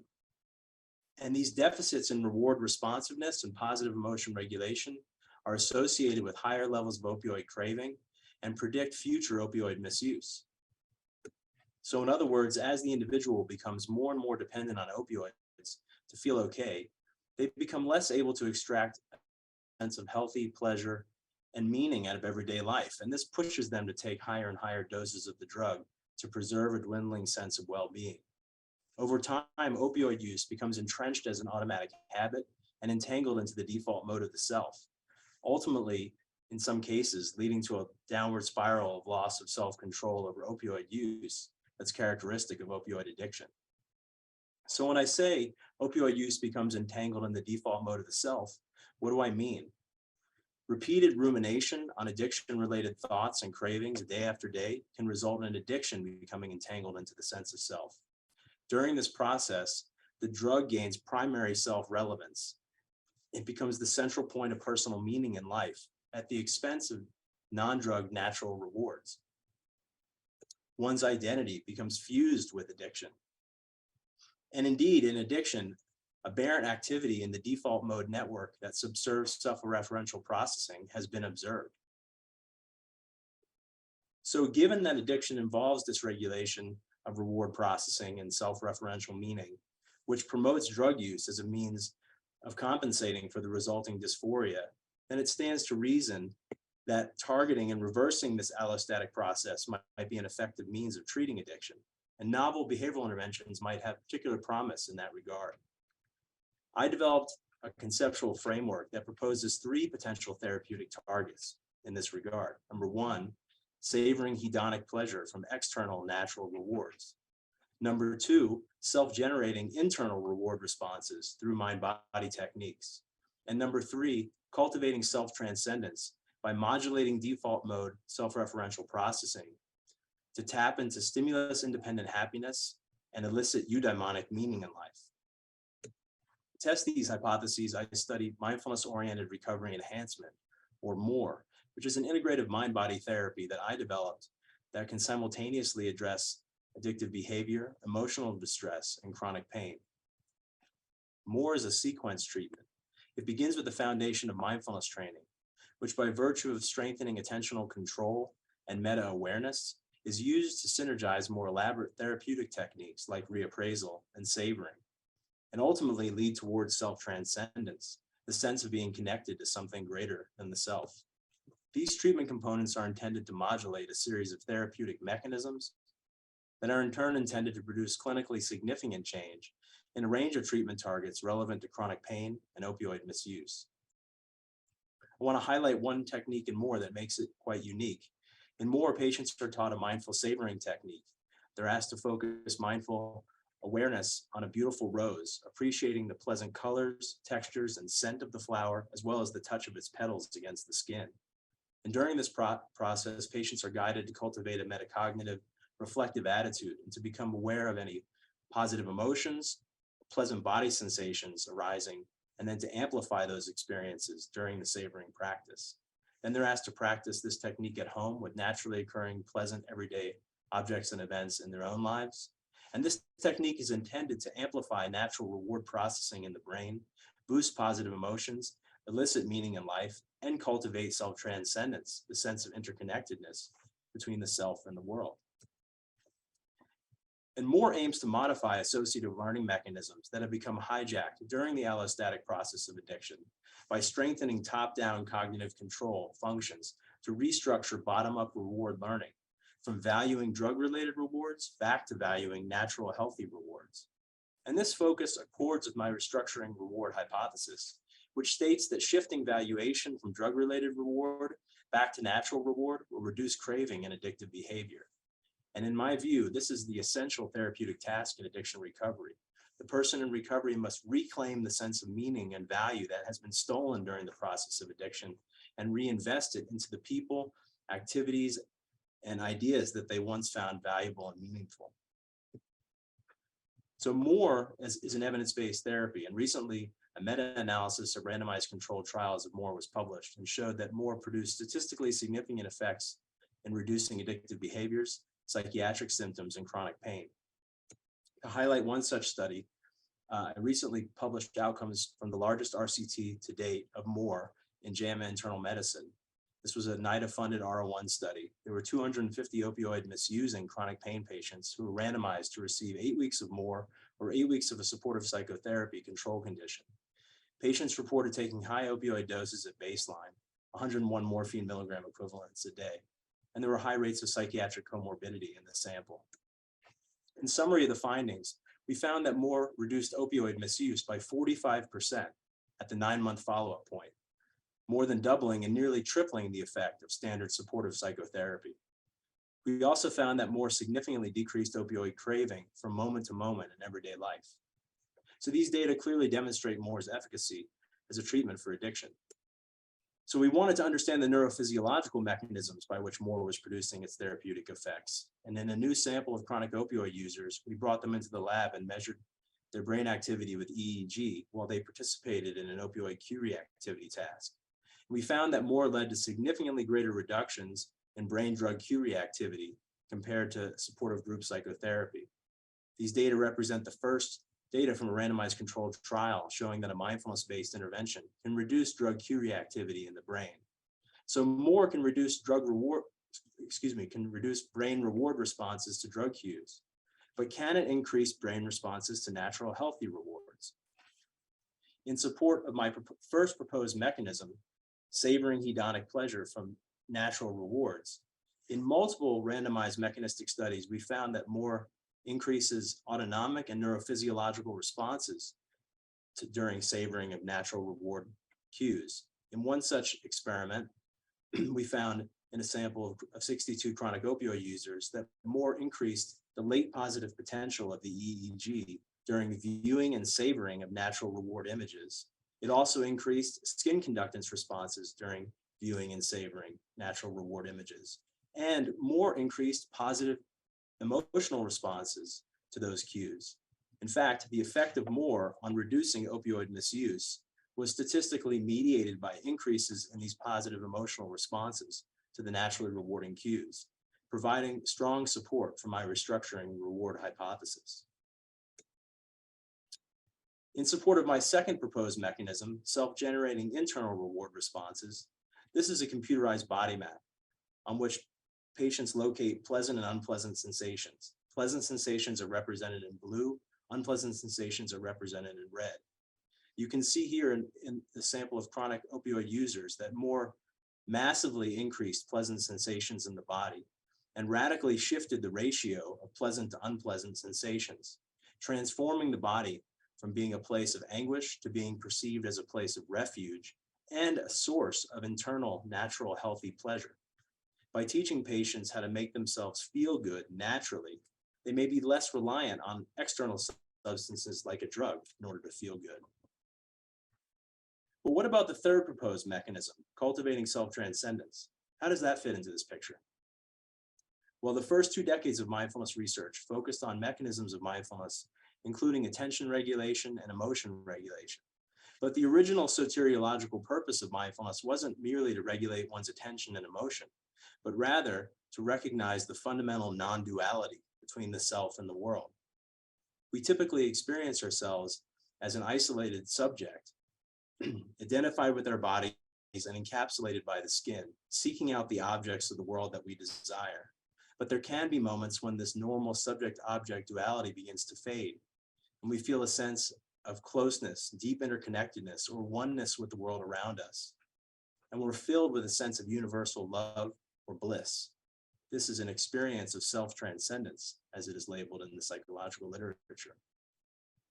We could have these tastes of self-transcendence when we're at a concert of our favorite band, and we become so deeply absorbed in the music and the lights that we lose all sense of ourselves and are filled with the thrilling bliss of the musical notes. It could happen when we're watching a gorgeous sunset at the beach and our sense of self becomes quiet. We sense interconnectedness with the world around us and this limitless expansiveness. These experiences can happen under the influence of psychedelic drugs like psilocybin, and they can and do occur during deep meditative states. We need to be able to quantify these self-transcendent experiences if we want to understand them mechanistically. So to do so, my colleagues and I developed the Non-Dual Awareness Dimensional Assessment, or NADA, which is a psychometrically sound, reliable, and valid measure of self-transcendence and the bliss that is occasioned by these transcendent states. And using the NADA in a large sample of chronic opioid users with chronic pain, we found that Moore significantly increased experiences of transcendence and bliss through a 9-month follow-up.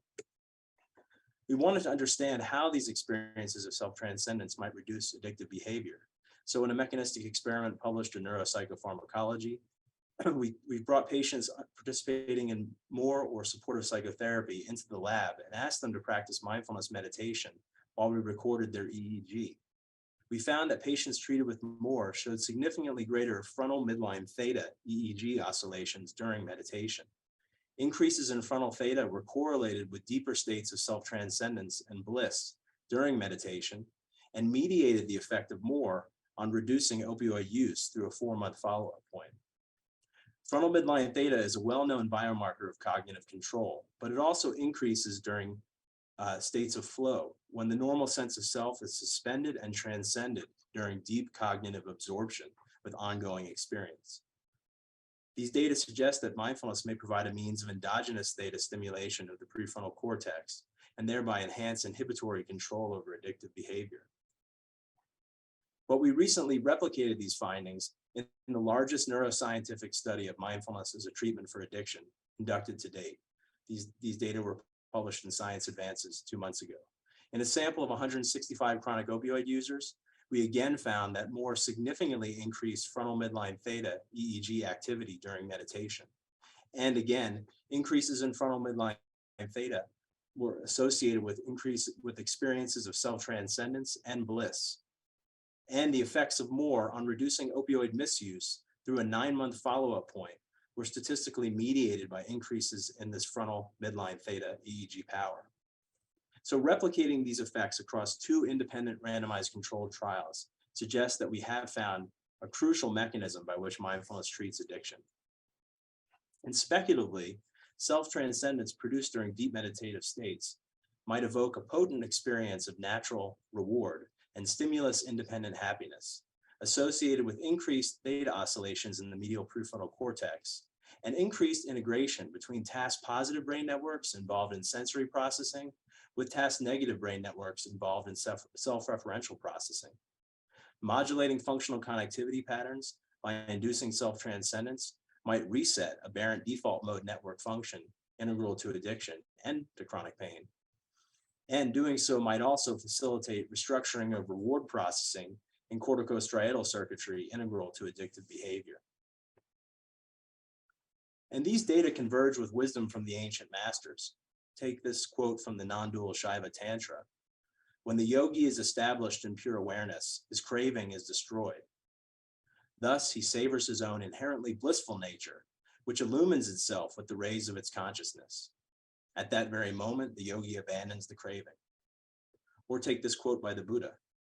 If by giving up a lesser happiness, a greater happiness could be found, a wise person would renounce the lesser for the sake of the greater.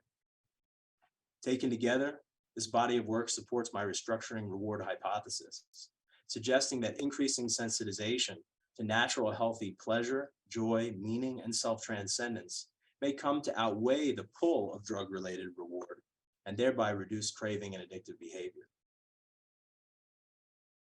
So in conclusion, addiction may be conceptualized as a hedonic dysregulatory process involving an imbalance between the relative salience of natural rewards and drug-related rewards. Novel behavioral interventions might be designed by integrating sequences of mindfulness reappraisal and savoring techniques with techniques designed to cultivate self-transcendent meaning independent of stimulus-driven pleasure. But ultimately, teaching people to take in the good and mindfully savor natural healthy pleasure may provide the learning signal needed to restore adaptive hedonic regulation and ultimately to reverse addiction. And I know that's a bold claim, but we're facing a serious crisis out there and we need bold solutions. I sincerely hope that this body of work has done some good in helping to remediate this issue. So I just want to thank you for your attention and thank NIH and the funders who supported this work. And I'm happy to answer any questions that you have. Thank you so much, Dr. Garland. That was a very interesting talk, and I think we all learned something to take away. I have a first question. I'll lead us off as your moderator. As I was looking at your slides, I was wondering specifically, we know that with a lot of these lab-based interventions and practices, then when we take them back to, the home setting during that maintenance period, there's curiosity of how that's maintained. And I wondered if in any of your research, you've looked at how measures of self-transcendence and bliss track during, for example, like a maintenance period following the end of follow-up. Yeah, so in the R01 trial that was just published in JAMA Internal Medicine, we had a 9-month follow-up in that study, and again found that Moore reduced opioid misuse by 45% through the 9-month follow-up point. It also, I didn't mention this because this talk was mostly focused on addiction, but Moore also reduced chronic pain symptoms, and about 50% of patients were reporting clinically significant reductions in pain through the 9-month follow-up point. But with respect to self-transcendence and bliss, we also measured these outcomes all the way through 9 months and found that even 9 months later after the intervention, patients were reporting more frequent experiences of self-transcendence and bliss in everyday life. So that's really exciting because it shows that training in these techniques can actually result in increased and durable access to these salutogenic kind of experiences. Awesome. Is Moore meditation a guided meditation intervention, or does any meditation achieve those outcomes? Great question. So in the Moore intervention, a therapist guides patients in practicing these mindfulness meditation practices, but then the patients are asked to practice these techniques at home on their own. We have studied the effects of brief mindfulness training outside of the context of Moore. So what's the impact of a simple mindful breathing meditation practice on self-transcendence? And in fact, even in a short 15-minute session, patients report having, on average, some increase in the propensity to experience self-transcendence. I want to point out here, though, that what we're really talking about here are tastes of self-transcendence. I'm not suggesting that people are doing these practices and achieving some sort of enlightenment, but rather they're getting small tastes when we measure self-transcendence in a continuous way. And we have quite a bit of data to show that even nudging one's psychological experience towards self-transcendence ever so slightly can have therapeutic benefits. So you don't have to go all the way. Just if you can access these experiences even a little bit, it can do a little bit of good. A follow-up question to that from the audience. Do guided meditations address substance use in particular, or are they more general? So the way I'd answer that question is that there's really, at this point, I think, a large body of well-designed research to show that mindfulness meditation is an efficacious treatment for addiction. I've spent the last 10 years of my career conducting randomized controlled trials to demonstrate this, and many of my other colleagues have conducted RCTs, well-designed studies to show. And there now are some meta-analyses that show that mindfulness produces statistically significant effect sizes on reducing substance use and addiction.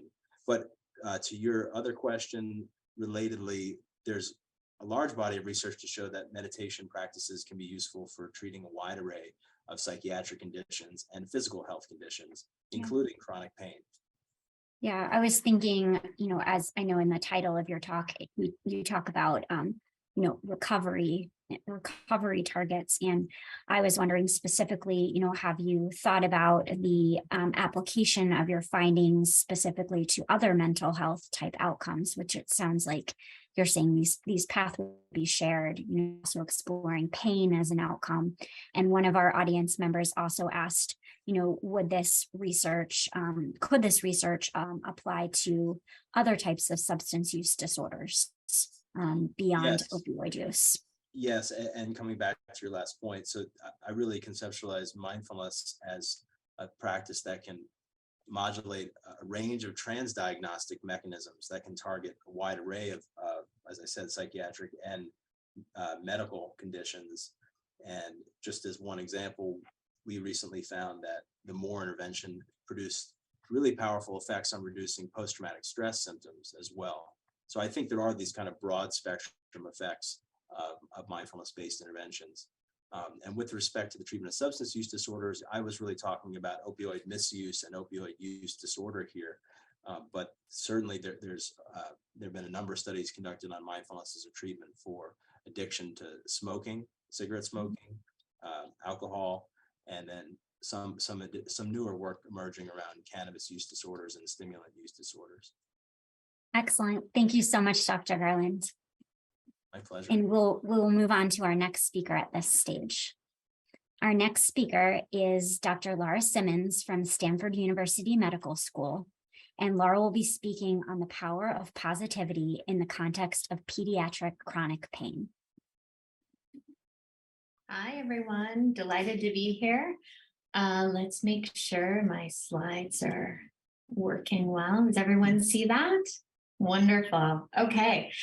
So Dr. Garland's presentation was a great introduction for what I'm going to be talking about, because I don't think that there has been enough attention focused on the power of positivity and interventions that can focus on that. So I'm going to be bringing that lens to the context of pediatric chronic pain. So as we know, pain itself is aversive. It evokes a strong negative emotional reaction in its presence. And as you can see in each and every one of these pictures, not only is the individual experiencing a negative emotional reaction, but they're also communicating to others about what they're feeling. And that's going to be really important and weave through what I'll be talking about today. Chronic pain in childhood, when I tell people I work in the pediatric pain field, many times I hear children have chronic pain too. I thought that was just something that adults suffer with. But in fact, data shows that almost $20 billion per year is spent on chronic pain management in the US alone. A third of youth have chronic pain.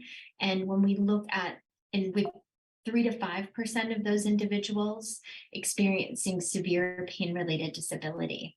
And when we look longitudinally, we see that youth with chronic pain become adults with chronic pain.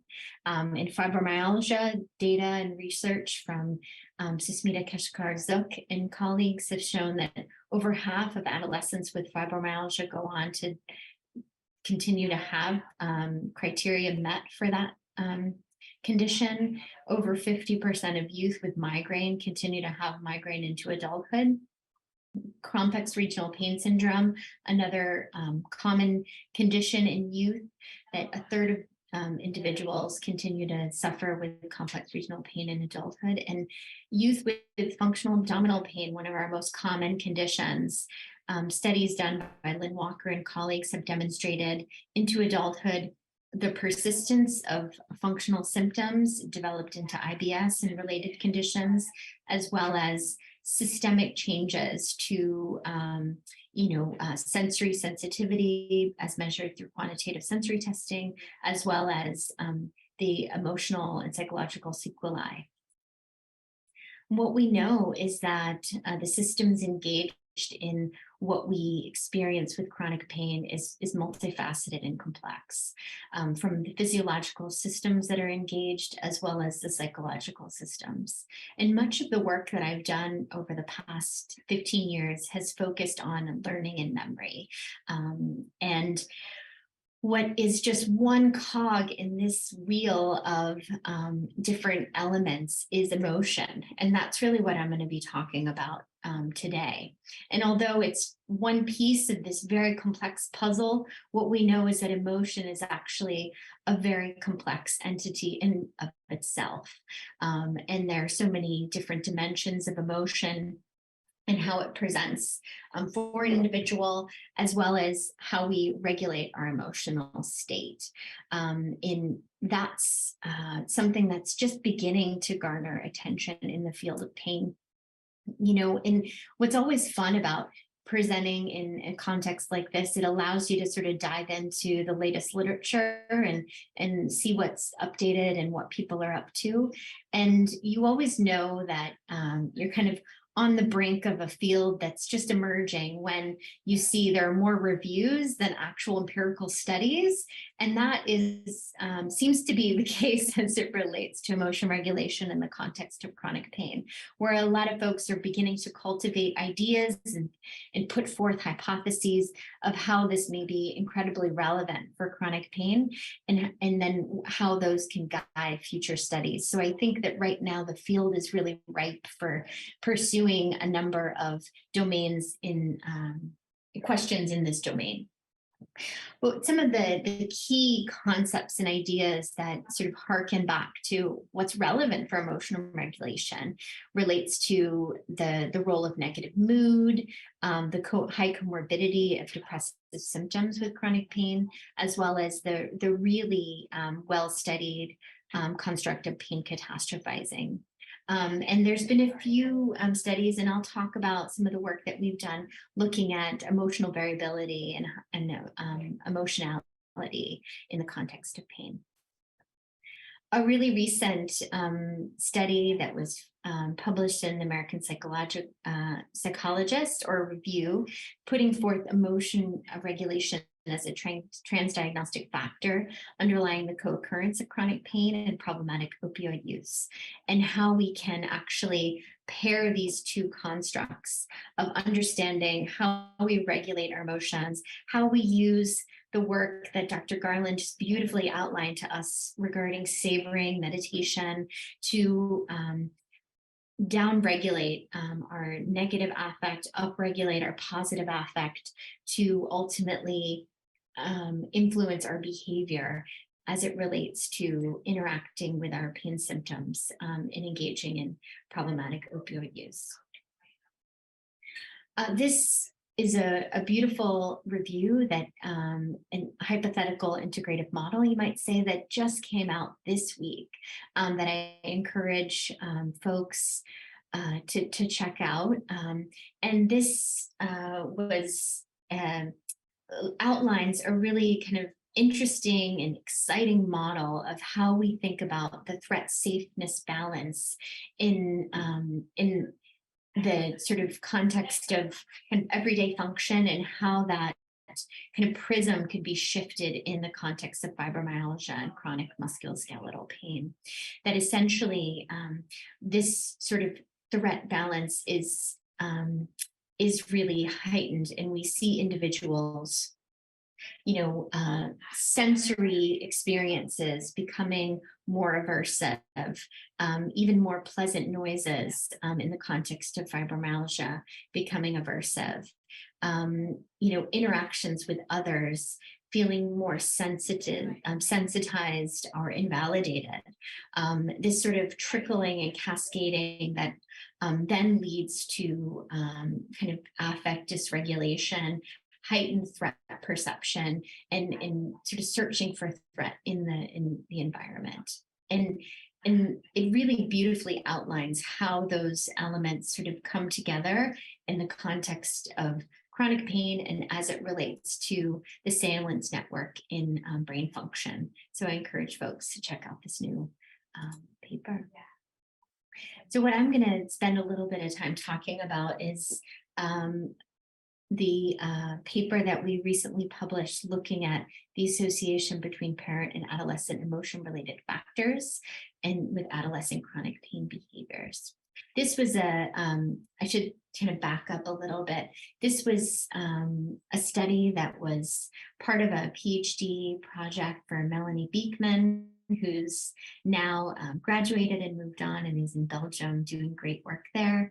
And Helen Copeland, who was another PhD student who came approached me, and now it's probably been 10 years, and said, I'm really interested in applying the idea of emotion regulation to youth with chronic pain. And at the time, there was essentially no work being done. And so this was an exciting, novel direction that we were curious to think about as it related to day-to-day function in adolescence.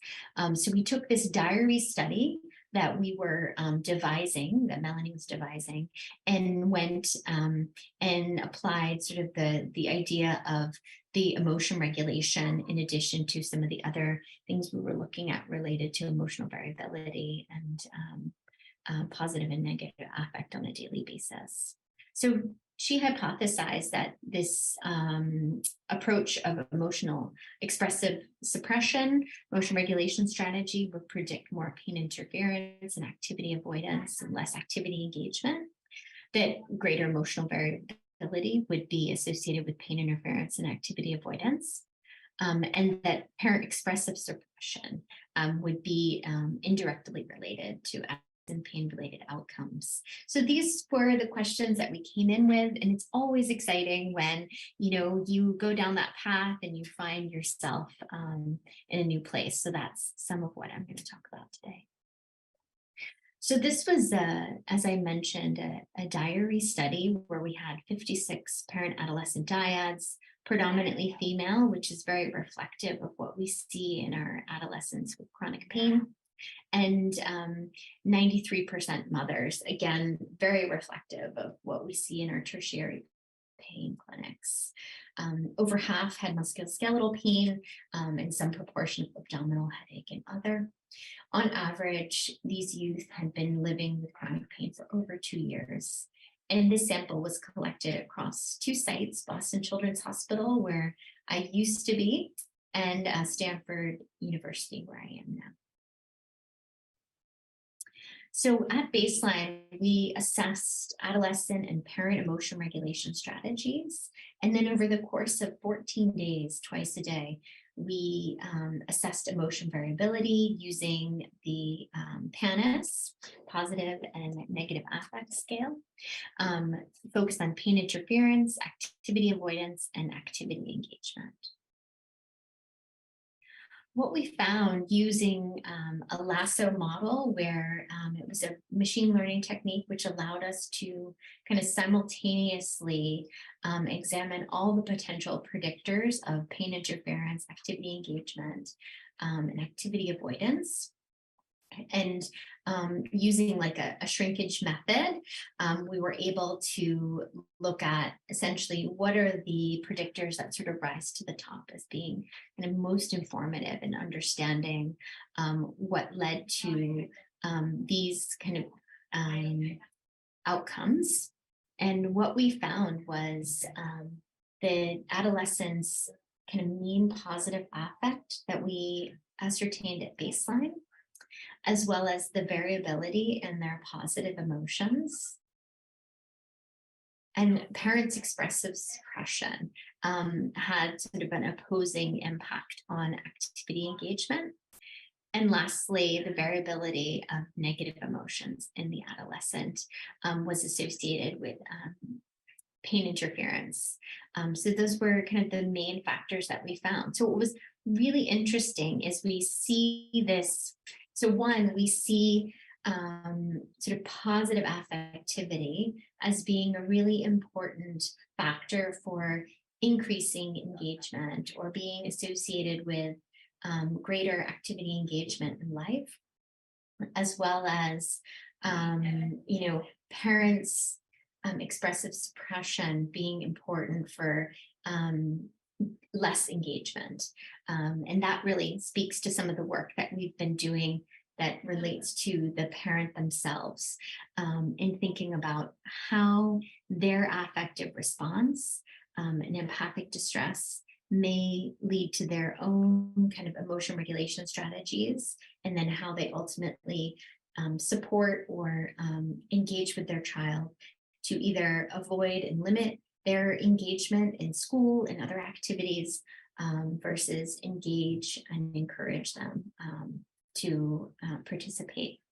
And what we've found with some of the work that's being done by a former postdoc and faculty member now in the Netherlands, Inge Timmers, is focused on this element of the parent's experience, and that empathy for their child's pain, as well as how that relates to their empathic distress and engagement in emotion regulation to really support their child in navigating in an area that we're sort of growing and recognizing is an important target for intervention to ensure that children are ultimately set up for success. These are some quotes from a recent study that Dr. Timmers has led and sort of expressing some of the sort of emotional valence of seeing their child suffer. And what we see is that empathic distress being very positively related to this emotion regulation suppression strategy. So really aligns well with what we found with the daily diary data, where we see, decreased activity as we see parents engaging in emotional suppression. So it really fits well with how this kind of model cascades from the empathic distress that the parent is experiencing, their efforts to suppress their emotions, and how that ultimately leads to limitations and in less activity engagement for the child. So getting back to the positive side, I think that thinking about how we can broaden and build positive emotions is, just sort of a beautiful entryway into how we can enhance function for youth with chronic pain. And in that diary study, we saw that positive emotions was directly related to greater activity engagement. And this sort of fits really well with some of the work that we've been doing with our Get Living intervention, which is a graded exposure intervention that, when it was initially devised, was very focused with the lens towards fear avoidance, pain catastrophizing, as being this sort of vicious negative circle that individuals were engaging in. And what we really focus the intervention on, though, is really the path of acceptance and confrontation. So choosing the presence of values and for parents to encourage kids to keep going. And that's really kind of what has centered on this build and broaden positive emotionality, is by doing values exploration, how that feeds into their values-based goal setting, building their hierarchy that's really only focused on the things that matter to them. And this was a really interesting kind of journey for us in our intervention, which was thinking about when we initially devised our exposure intervention, we used to ask individuals, like, how anxious are you? What's your anxiety level? And particularly for youth with chronic pain, that was super challenging because they had a difficult time teasing apart how painful it was for them or how much pain they were in versus how anxious they were feeling. And as we know, there's been some great work looking at sort of alexithymia and how we differentiate between emotion and pain. We actually began shifting things to more of this kind of acceptance-based, values-based framework, where we ask about how willing they are to engage in something, how important it is to them, how likely they envision succeeding, and how difficult they envision it being before and after the exposures. And that's our WILD scale that we now use rather than numerical SUDS ratings. That's been highly effective. And what's been so interesting is the feedback that we get from patients regarding this intervention really echoes some of the diary work regarding broadening and enhancing positive affectivity. So gaining confidence, finding it to be a positive environment where they look forward to coming, thinking, really seeing themselves as being stronger mentally and physical. And one mom saying, I learned I can be pretty intense and anxious, which contributes to my child's pain and doesn't help her cope. I was more rigid before and thought of horrible scenarios, but now I've let that go. I'm more positive and relaxed. So really, these are the elements that seem to be essential for that sort of shift that enhances our activities. So it was really exciting to see the observational diary data really translate as well to what we're seeing in the interventions. So I'm going to wrap up by simply acknowledging my amazing research group and the clinic that we partner with, and all of our funders that support the work that we do. Thank you so much. Thank you so much, Dr. Simmons. I'll lead us off with a question. You talked a bit in your discussion about the concept of broadening and building positive emotions. And I wondered if you could share with us some of the best strategies that you've come across to engage in, and I would also offer, like, inspire positive emotions, whether among the parents who we know their emotional regulation is very important for how the children are processing, or also in the children. Perhaps because we know in the science of emotion, we can be hijacked by certain emotions, right? Kind of linking with Eric's talk before, we can be hijacked by that fear, by that anger. What are some strategies that you've found can help, see that that's there, you feel that, but how can you not be hijacked by it and influence the positive? For sure. I think that's great. Our work in values exploration and has been really powerful for bringing it back to, why are we doing this? Why is this meaningful? And that's been a really important anchor for building this sort of positive emotion. And that can be challenging for adolescents to see that long term. I'm like, why am I doing this? Because right now it's really painful and I don't want to. So the values is a really great anchor for that. And also framing, rather than telling the parents all the things they're doing wrong in the context of, that are really not wrong. They're perfectly justifiable given that their child is suffering, given that they are emotionally so, distressed, seeing their child suffering and wanting to do something.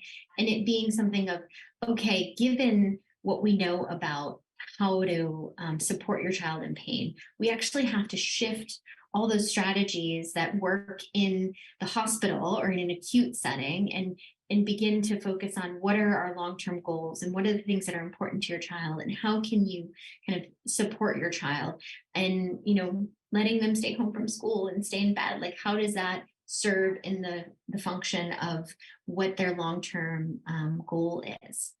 And those elements and those, we do believe that sort of taking those risks in the short term will, ultimately lead to kind of a more positive, hopefully self-perpetuating positive emotional state.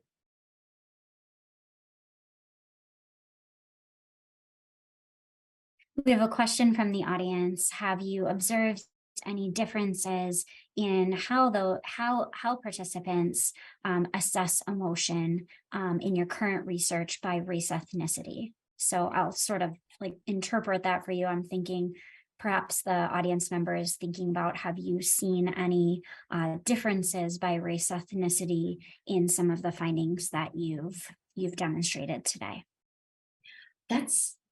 That's a really important area for us to be able to focus more on. One of the biggest challenges that we've had is ensuring that we're capturing a diverse sample.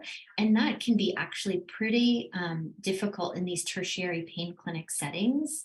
We're actually making a concerted effort right now to engage in our research studies more diverse samples and looking at different contexts that will allow us to see a more diverse patient group so that we can kind of more validly know the answers to those questions. Thank you. And so have you found that patients and families respond to a positive psychology focus in your work? Yes, much better actually than so for example, in our intervention that I was sharing with you all, one of the things that we sort of have beginning to move away from is this sort of focus on the fear avoidance model and cycle, because many patients are like, they struggle with this sort of worry, and it's like, well, I'm in pain. Like they find it to some extent maybe invalidating of like, well, of course I feel these things, or I don't because I'm in pain, versus shifting to that sort of more positive frame of like, let's focus on where you want to go, where you want to be, and what that looks like, and expanding the repertoire of that life that has become smaller and smaller because of the pain experience.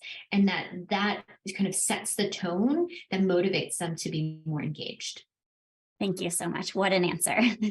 Appreciate your time today, Dr. Simmons, and we'll move on to our next speaker now. I am super pleased to end our session on a talk by Dr. Julie Bollinger. Julie is at Johns Hopkins University and will be presenting today on patient reactions to letters communicating collateral findings of pragmatic clinical trials, a national web-based survey.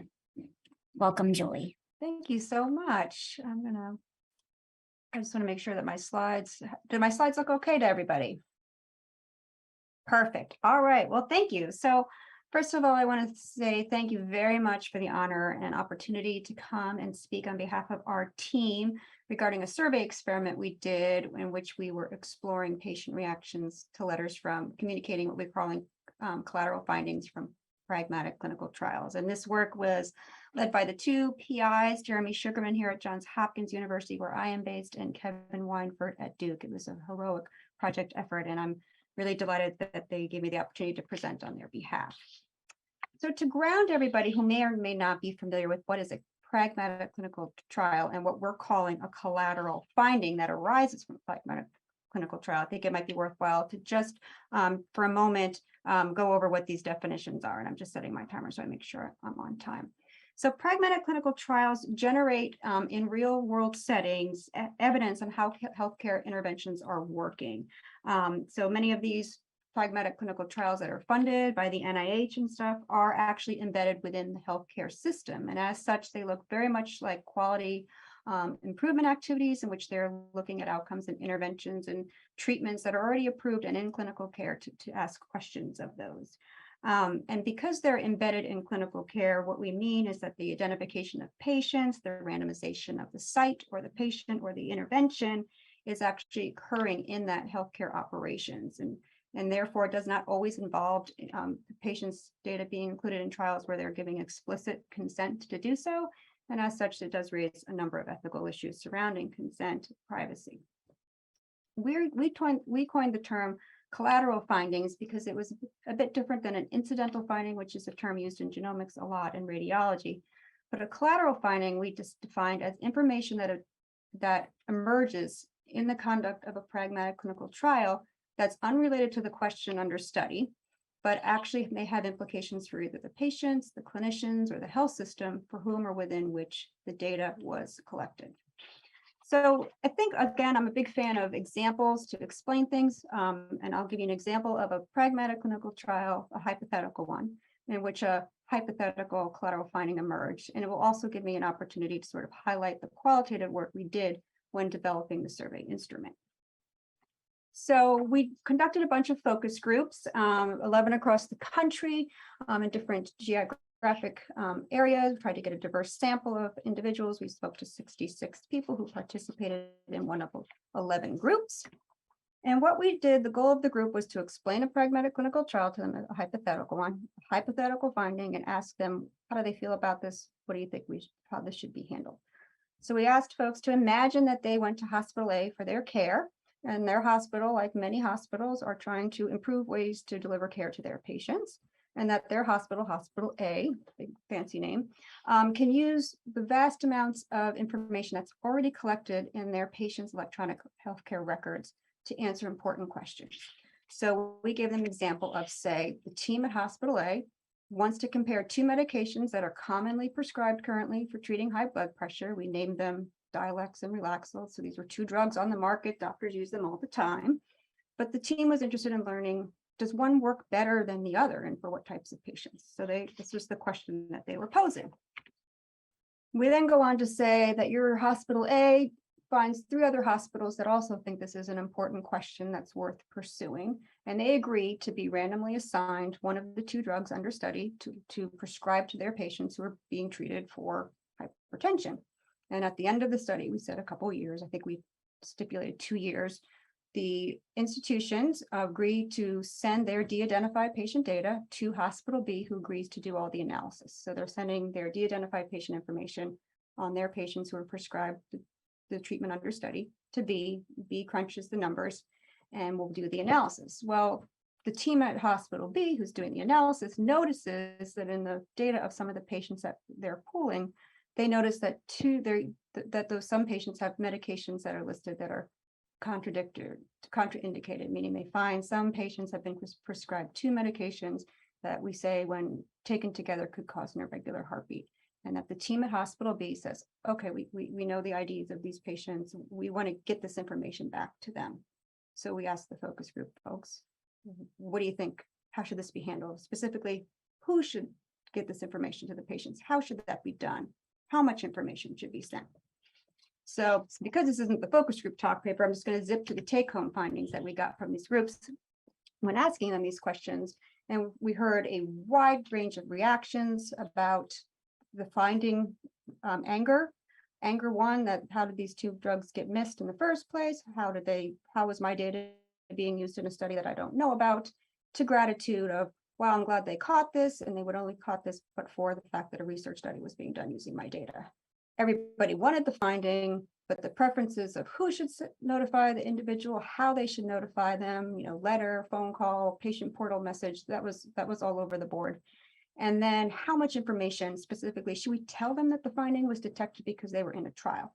And there was a range of opinions about how much detail should be going into these notifications. But what was consistent was people wanted to know what was found, what they should do, and who should they contact if they have questions. So there was this variety on detail. And I have to include one focus group quote because it was great, where the person, when asked about what should go in the communication, said, hey, if a man asks you of the time, you don't tell him how to build a watch. So that brings us to the survey experiment we did. We wanted to think about, well, what would be the impact of different types of letters that we send, that could be sent to an individual, informing them that they have a finding of relevance that arose during a PCT. So what do I mean by that? So if we were to craft a letter to notify a patient, does it matter who the letter comes from? Should it come from their personal physician or someone from the healthcare or research end of the operation that where the trial was being performed? Should we include information that this was detected because their data was being used in a research study, or should we just say, hey, a review of your electronic health records show this, and we're letting you know? And then does it matter? How does the fact of what was found, the collateral finding, like the one I just spoke about, which was contraindicated medication, does it matter what was found? And we have a couple of examples I'll show you in a second to vary of different types of findings. And does it matter what type of trial that was going on, the nature of the trial going on, have any impact on how patients react to this information? So if we were to vary what goes into the letter, and then if we look at what do patients react when they see such combinations in the letters, does it impact on what we want them to do, which I'll show you in the letter is always in each letter that we varied. We want them to contact their doctor. What should they do next?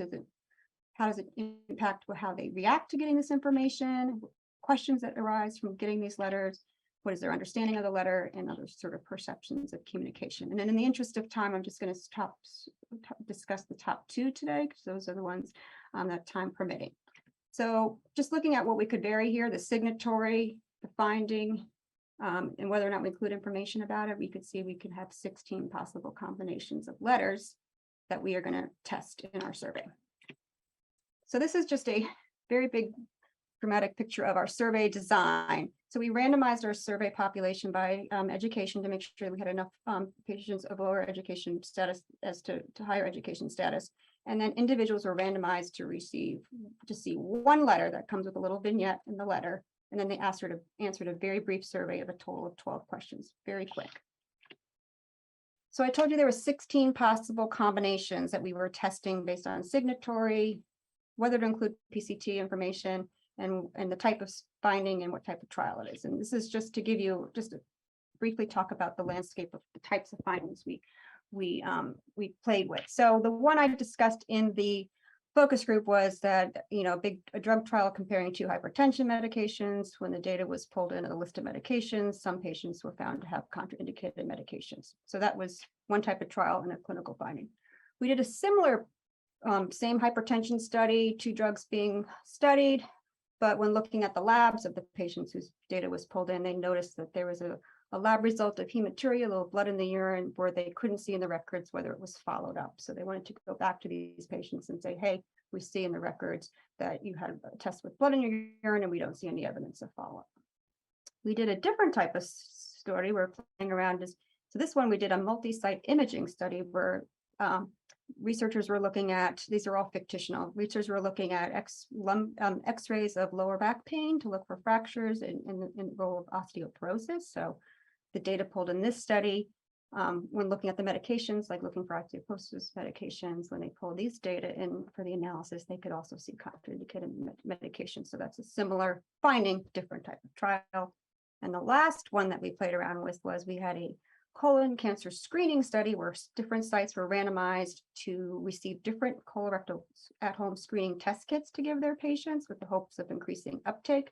And when pooling the data, they noticed that the test kits that were assigned to one of the sites wasn't performing as well as others. And they wanted to contact patients to say we should get rescreened with a different test kit. So we played around with what are the impact of who signs it. And the choices of signing was either the physician's hypothetical personal doctor, or someone from the research study that we called the Chief Quality Officer, Senior Medical Director for Research at their healthcare institution. So these were the 16, and then we randomized this. So again, examples are helpful because it's a lot and it's a short and fast talk, but each survey respondent saw one little blurb and one possible letter to it. So this is just an example of, we tested these letters in focus groups and extensive cognitive interviews. And also we had two individuals who were healthcare administrators, again, took a look at these letters to see, do these sort of jive with real world practice potentially. So here's an example of what a survey respondent might see. And this is the track of someone where of the scenarios that we were testing. This is one where it's a drug trial for blood pressure medications. The collateral finding is blood in the urine. It has minimal detail letter, and it was signed by the physician. So here's the first one. So we say, so a person taking the survey would see, imagine you get your regular medical care at City Medical Center. 2 years ago, your doctor, Dr. Lee, diagnosed you with high blood pressure, prescribed the medication to control your blood pressure. As part of his typical care, he routinely orders blood and urine tests, check kidney function. And now today you get this letter in. So here's the example of the letter listed above being tested. A minimal letter signed by the doctor saying that we found blood in the urine. So here it is, it's signed by the doctor. We varied that. We're telling patients what we learned. And most importantly, what you should do next is call your doctor. Here's an example of a different, similar, same vignette. This time it has more information about the trial included over here, not just, and it's signed by a chief quality officer. So this would be a different one of the scenarios, but the same take-home message is what we found and what you should do next is call your doctor immediately. What's varying here is how much information we're giving about how it was found, and we're just varying the signatory. So when we went to field this, we used a representative sample of the US population. We worked with Ipsos, a very predominant survey firm, formerly known as GfK, and they have a knowledge panel, and it's random sampling based on address, so we could get a representative population. And like I said, we stratified by education. We wound up getting 44,080 analyzable responses. We threw out the people who zipped through or did not answer more than 1/3 of the questions. We used the survey weights, and we went in with, in terms of our analysis, we went in with a pre-specified 15% difference between groups to say something was potentially policy relevant in terms of our findings. So what did we find? Well, again, we're playing around here with what was the impact of the different types of letters. So what would patients do next? And as a reminder, both letters, regardless of how much detail, who it was signed and what was found, is telling the patients what they found and that they need to call their doctor. So we asked patients, what should you do next after you read your letter? You talk to somebody immediately, and we wanted them to check that they talked to their doctor immediately. That's in a sense the correct answer that was hoping the goal of the letter. So 56% of patients on average of respondents said that they would call their doctor immediately. Did it matter who signed the letter? Was it their doctor or their chief medical officer? No effect. Actually, the majority of the patients actually had a personal physician, which we thought was important to know. What about including a description of the PCT for which this detection of reviewing their medical records occurred versus no mention of the PCT? We found an effect, but it really varied by type of finding. So what do I mean by that?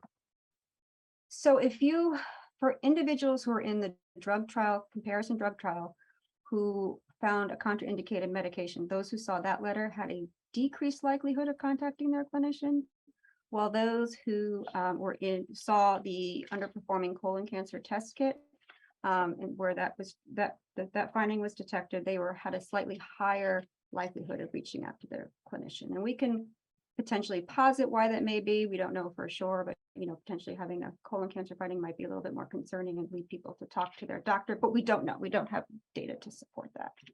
But again, these differences were not by our predetermined threshold of being policy relevant.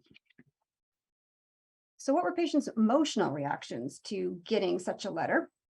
And because we heard a whole range of letter reactions in the focus groups, and here's what we asked them to check off the emotions that they felt after they read their letter. And concerned, worried, confused is a big one, surprised, irritated, annoyed. We could have others ones, positive ones, not so much in terms of these reactions, but we saw some confusion and some anxiety about getting such a letter.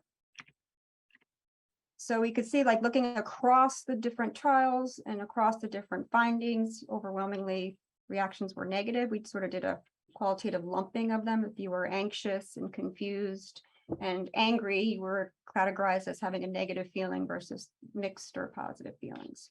And that was pretty consistent across whatever combo we gave you. So in terms of like what to do next and the emotional reactions, we didn't see major differences in those two takeaways and in those two outcomes, apologies. So what we learned is that the role of the letters, who signed it and who told people about the finding, didn't really substantially affect people's desire to take the intended action, which we wanted the patient to take. The letter was still doing its job regardless of who signed it. We want them to call their doctor. In terms of healthcare institutions and organizations that are running these trials, deciding whether to include that this finding arose in the context of a PCT, of a study, it's a trade-off whether to include that information, because there's this trade-off between being transparent and the value of letting people know of how this came about and how this was detected. It's going to be balanced with difficulty understanding potential confusion when they get this letter to have this information. If you include a description of the study, it's just additional information. And that just is based on what we heard in both the focus groups and the survey in terms of the reactions to this letter. Healthcare systems should be prepared for negative reactions and definitely for questions to be coming from individuals who are notified if they were among those individuals in which a collateral finding was detected, particularly because these individuals did not even know that their data was used in the context of a research study. But what we learned from the focus groups is everybody wants the information, so it's pretty clear that it should be going back to individuals, but how to do so in a way is a fine tension and a balance. So we couldn't do all this heroic work without thanking the team that was involved in this. And this is where the paper was published in the Journal of General Internal Medicine in 2021, led by Kevin Weinfurt on the survey analysis, and Jeremy Sugarman, who was also here at Hopkins co-PIs and the teams at both Duke and Hopkins. And without the support and funding from the National Institutes of Health, I want to be most grateful for that and the survey respondents who took our survey. Thank you so much, Julie. Yeah, and if anybody has interest in the focus group findings, they were also published in the Journal of Internal Medicine as well, so which helped inform our survey. Excellent. In an era of findings being communicated about things from vaccines to new health outbreaks, I know that we're all very attuned to how important the structure and the framing of that message can be. Mm-hmm. I had a few questions to lead us off. When you shared the list of those emotions that patients reported when getting the letter, those ones highlighted that were, the highest, that the mean was the highest for, they all were what we call like a negative emotion or an uncomfortable emotion. And most of them were like very high energy emotions, right? It's not just like I'm disappointed. It's like I'm upset. Right. And so I wondered, in light of that, and the thought that you had about priming healthcare providers that, after these letters come, patients may have these emotions. I wondered if you could share with us a bit about, strategies or ways that you've thought about, whether it's the modality or the framing, to try to get an action there from a patient. Right. No, it's a really great question. And that was what we were also trying to test with these letters. Like, how much information is too much? And does including that it was occurred, this was found in the course of research, or just sort of a routine review of your electronic health records, does that cause more anxiety or not? So it is a really great question. And then the focus group paper, we were making the point of, I think a lot of clinicians are going to be the first line of some of these questions from their patients, and the clinician themselves might not know that their patient's data was pulled into a study. So one of the conversations is, so we need to let clinicians who might be getting some phone calls about what, because they're going to be the face of answering about this study. So I think there needs to be some thoughtful work ahead of time in preparing clinicians to understand the types of activities that are going on in their healthcare institution, and that they might be being notified about this. But again, I think it warrants sort of thinking through. We heard in the qualitative work how much it was universal. Everybody wanted to know, would you rather not been told that they found contraindicated medications? Heck no. Everybody wanted that information. Sure. But the luxury of a 2-hour focus group conversation about this is how it originated, and can you understand why there's this you can bring people along in a 2-hour conversation, getting a letter in the mail and an immediate reaction to say what people are going to be surprised, bang, bang, so we're capturing that. And there's this lag of where is that discussion of what does this mean? I was in a study, and what does this mean? And how did you miss this? We don't have that luxury of that time and discussion. Yeah. As a methodologist myself, I know that in this design, you're testing 2 specific elements, right? And the other things were held constant. But I wondered, specifically, if you thought about kind of tying, I guess, to the beginning with the fireside chat, the conversation that followed about the matching of emotions with the finding. And I wondered if you've thought about how integrating emotion, whatever that may be, into the letter itself might produce a different result for patients. I mean, that's a really great suggestion of what if it came from, we know you might find this, upsetting. And we didn't test that in here. We first wanted to see, we were testing just the level of the content, and did it matter if it was too much, and whether it was research and who. But I think those are really great follow-up questions, like what are these types of letters are probably going to go out. I mean, as these types of trials are done, and it might not just even be pragmatic clinical trials, but the fact when data is being pulled in, things can be found in electronic healthcare records research, when patients are coming out of the blue that their data was used in a study. There's going to be this, I think, natural concern and anger in a sense. I didn't know. And in this case, we had double anger. How did this get missed originally? And then how come my data was pulled? And we did a lot of work in the focus groups because individuals were not very clear how often their data is used in normal healthcare operations. There's such a lot of level of, even before these types of studies, and just in general research, where there's such a lack of baseline knowledge of how data is being moved around in research and healthcare operations. So to have, again, that whole level of discussion, we can't expect that all to land on a clinician who's getting a call out of the blue from their patients. So we need to be thinking more broadly about how do we educate the public, about what is research, how is data used for research, how do we learn and make progress on medical interventions, and how does this done that it benefits in advancing healthcare? There are these trade-offs of data being used already. But I think a holistic approach is necessary. Great ideas about, we might, you might find this upsetting, and we understand, but we felt it was important for you to know, whether some other types of language to test. I think would be a natural next look of how do we frame the same content to levers with different language, and what would be most appropriate. Excellent. Thank you so much for your talk. We really appreciate your participation today. And with that, I will conclude our mental health and emotion session, and I'm going to hand the the virtual screen back to Christine, where I too, Christine, wish we were around the actual campfire or virtual fireside. And I look forward to your closing remarks. Thank you. So I hope you all have enjoyed day one of the festival as much as I have. I know I'm the last talk of today when your energy and attention is flagging. So hopefully you can hang in there with me for the next 25 minutes or so. My goal is really to give you a broad overview of the behavioral and social sciences at NIH with an emphasis on multi-IC efforts. So IC is in-student center. I will probably use that again. So when I do IC is in-student center. And this is a really tall order in this time frame. So please know this is not a completely inclusive talk of all the important things going on, but rather some highlights to give you a feel for some exciting things happening in the behavioral and social sciences at the NIH.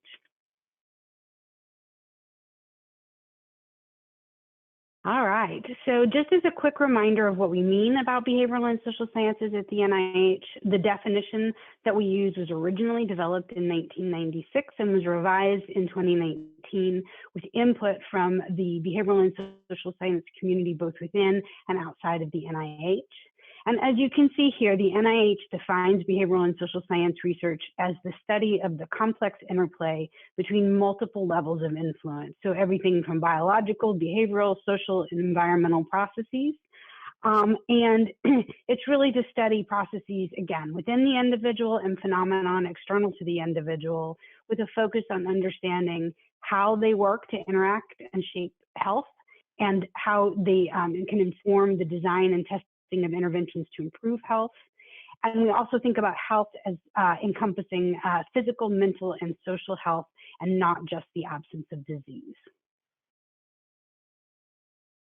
So this figure shows behavioral and social science research funding overall over the last few years, and it also includes the proportion of that that is considered basic behavioral and social science research. And we've included fiscal year 2022, but need to note that it really is an estimate for now, as the NIH categorical spending for FY22 is not finalized yet. But it's a nice snapshot to demonstrate the growth in funding for our field, with over $3 billion increase in 5 years. And this rate of growth is larger than the overall growth in the NIH budget. So I think that's a nice story for our field and a nice finding. And this is just to demonstrate funding by institute and centers, both dollars and number of grants. It's focused on fiscal year 2021, because as I noted, FY22 isn't final yet. And so this, you can see the different levels of funding across the NIH. And this is another way of looking at it. So it's another way of reflecting funding by institute and center, and it's as a percent of BSSR as a proportion of an institute or center's overall research funding. So I think this is a nice way of sharing relative emphasis across all the institutes and centers, regardless of whether their budgets are large or small. So it is a different picture, but I think an equally important and useful picture of kind of thinking about behavioral and social science funding across the NIH. So now I'm going to shift and share some recommendations from the Council of Councils Working Group on Behavioral and Social Science Research Integration at the NIH. This was presented and approved at the May Council of Councils meeting. And you can see here that this link, that's where you can find the full working group report. And I don't have the time to go into all the details, so I certainly ask that you look at it for the methods, the analyses we did, and a lot more detail on the recommendations. And as background, this is the language in the appropriations bill that drove the formation of the Council of Councils Working Group.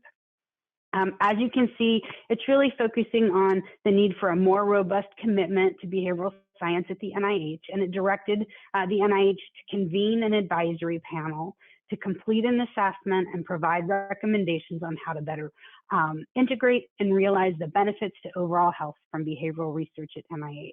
And the committee took this as behavioral and social science research. So that was our charge, and we thought about extramural research primarily. So this is a summary of the working group recommendations. There were 8 recommendations and 4 cross-cutting considerations, as you can see here. The first one was focused on strategic plans and emphasizing greater inclusion and integration of behavioral and social science and in-student center and NIH-wide strategic plans. At the time of our assessment, 10 of the 24 strategic plans we looked at, so 42% had nominal inclusion of behavioral and social science research. And I think we all know that strategic plans don't necessarily equate to greater funding, but they are a way of communicating priorities both internally and externally and driving funding. So it was an important area to focus on.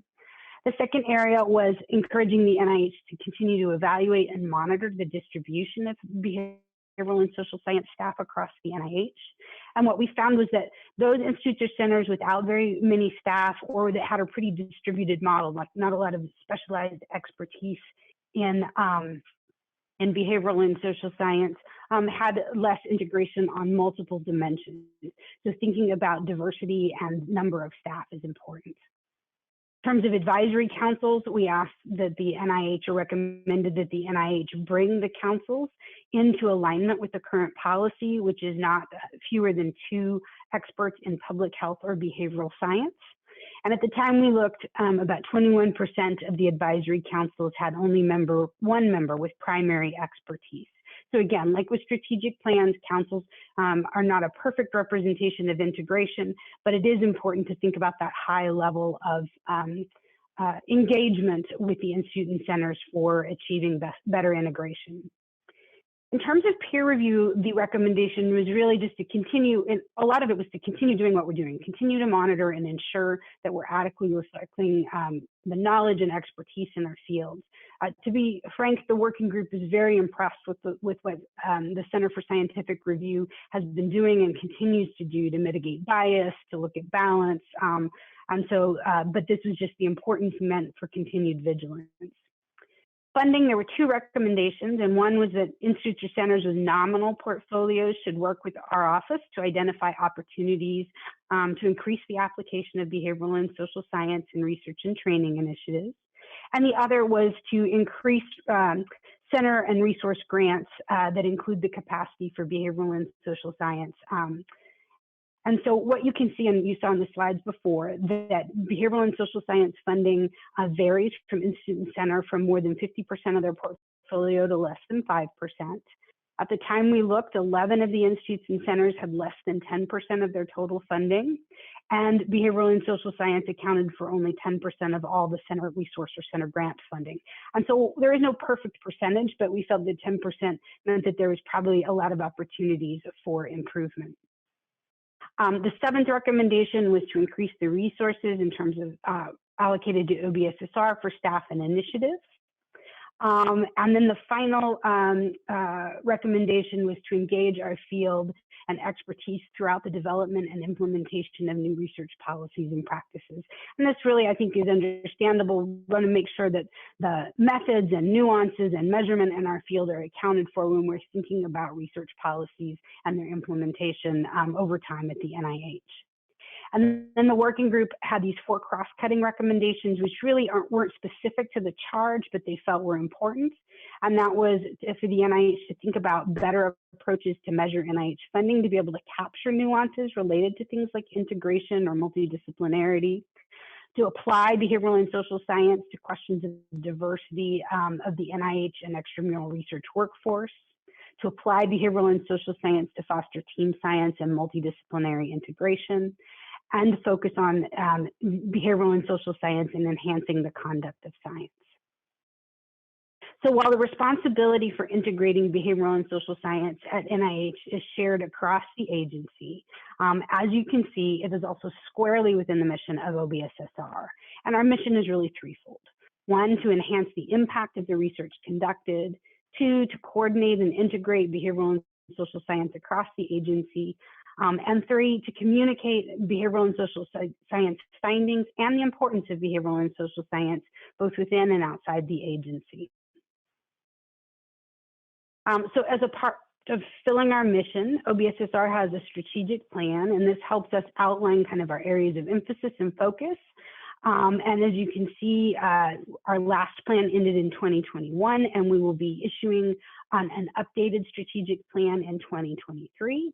I want to say a thank you to all of you who are listening, who provided input to our 2 requests for information on the topic.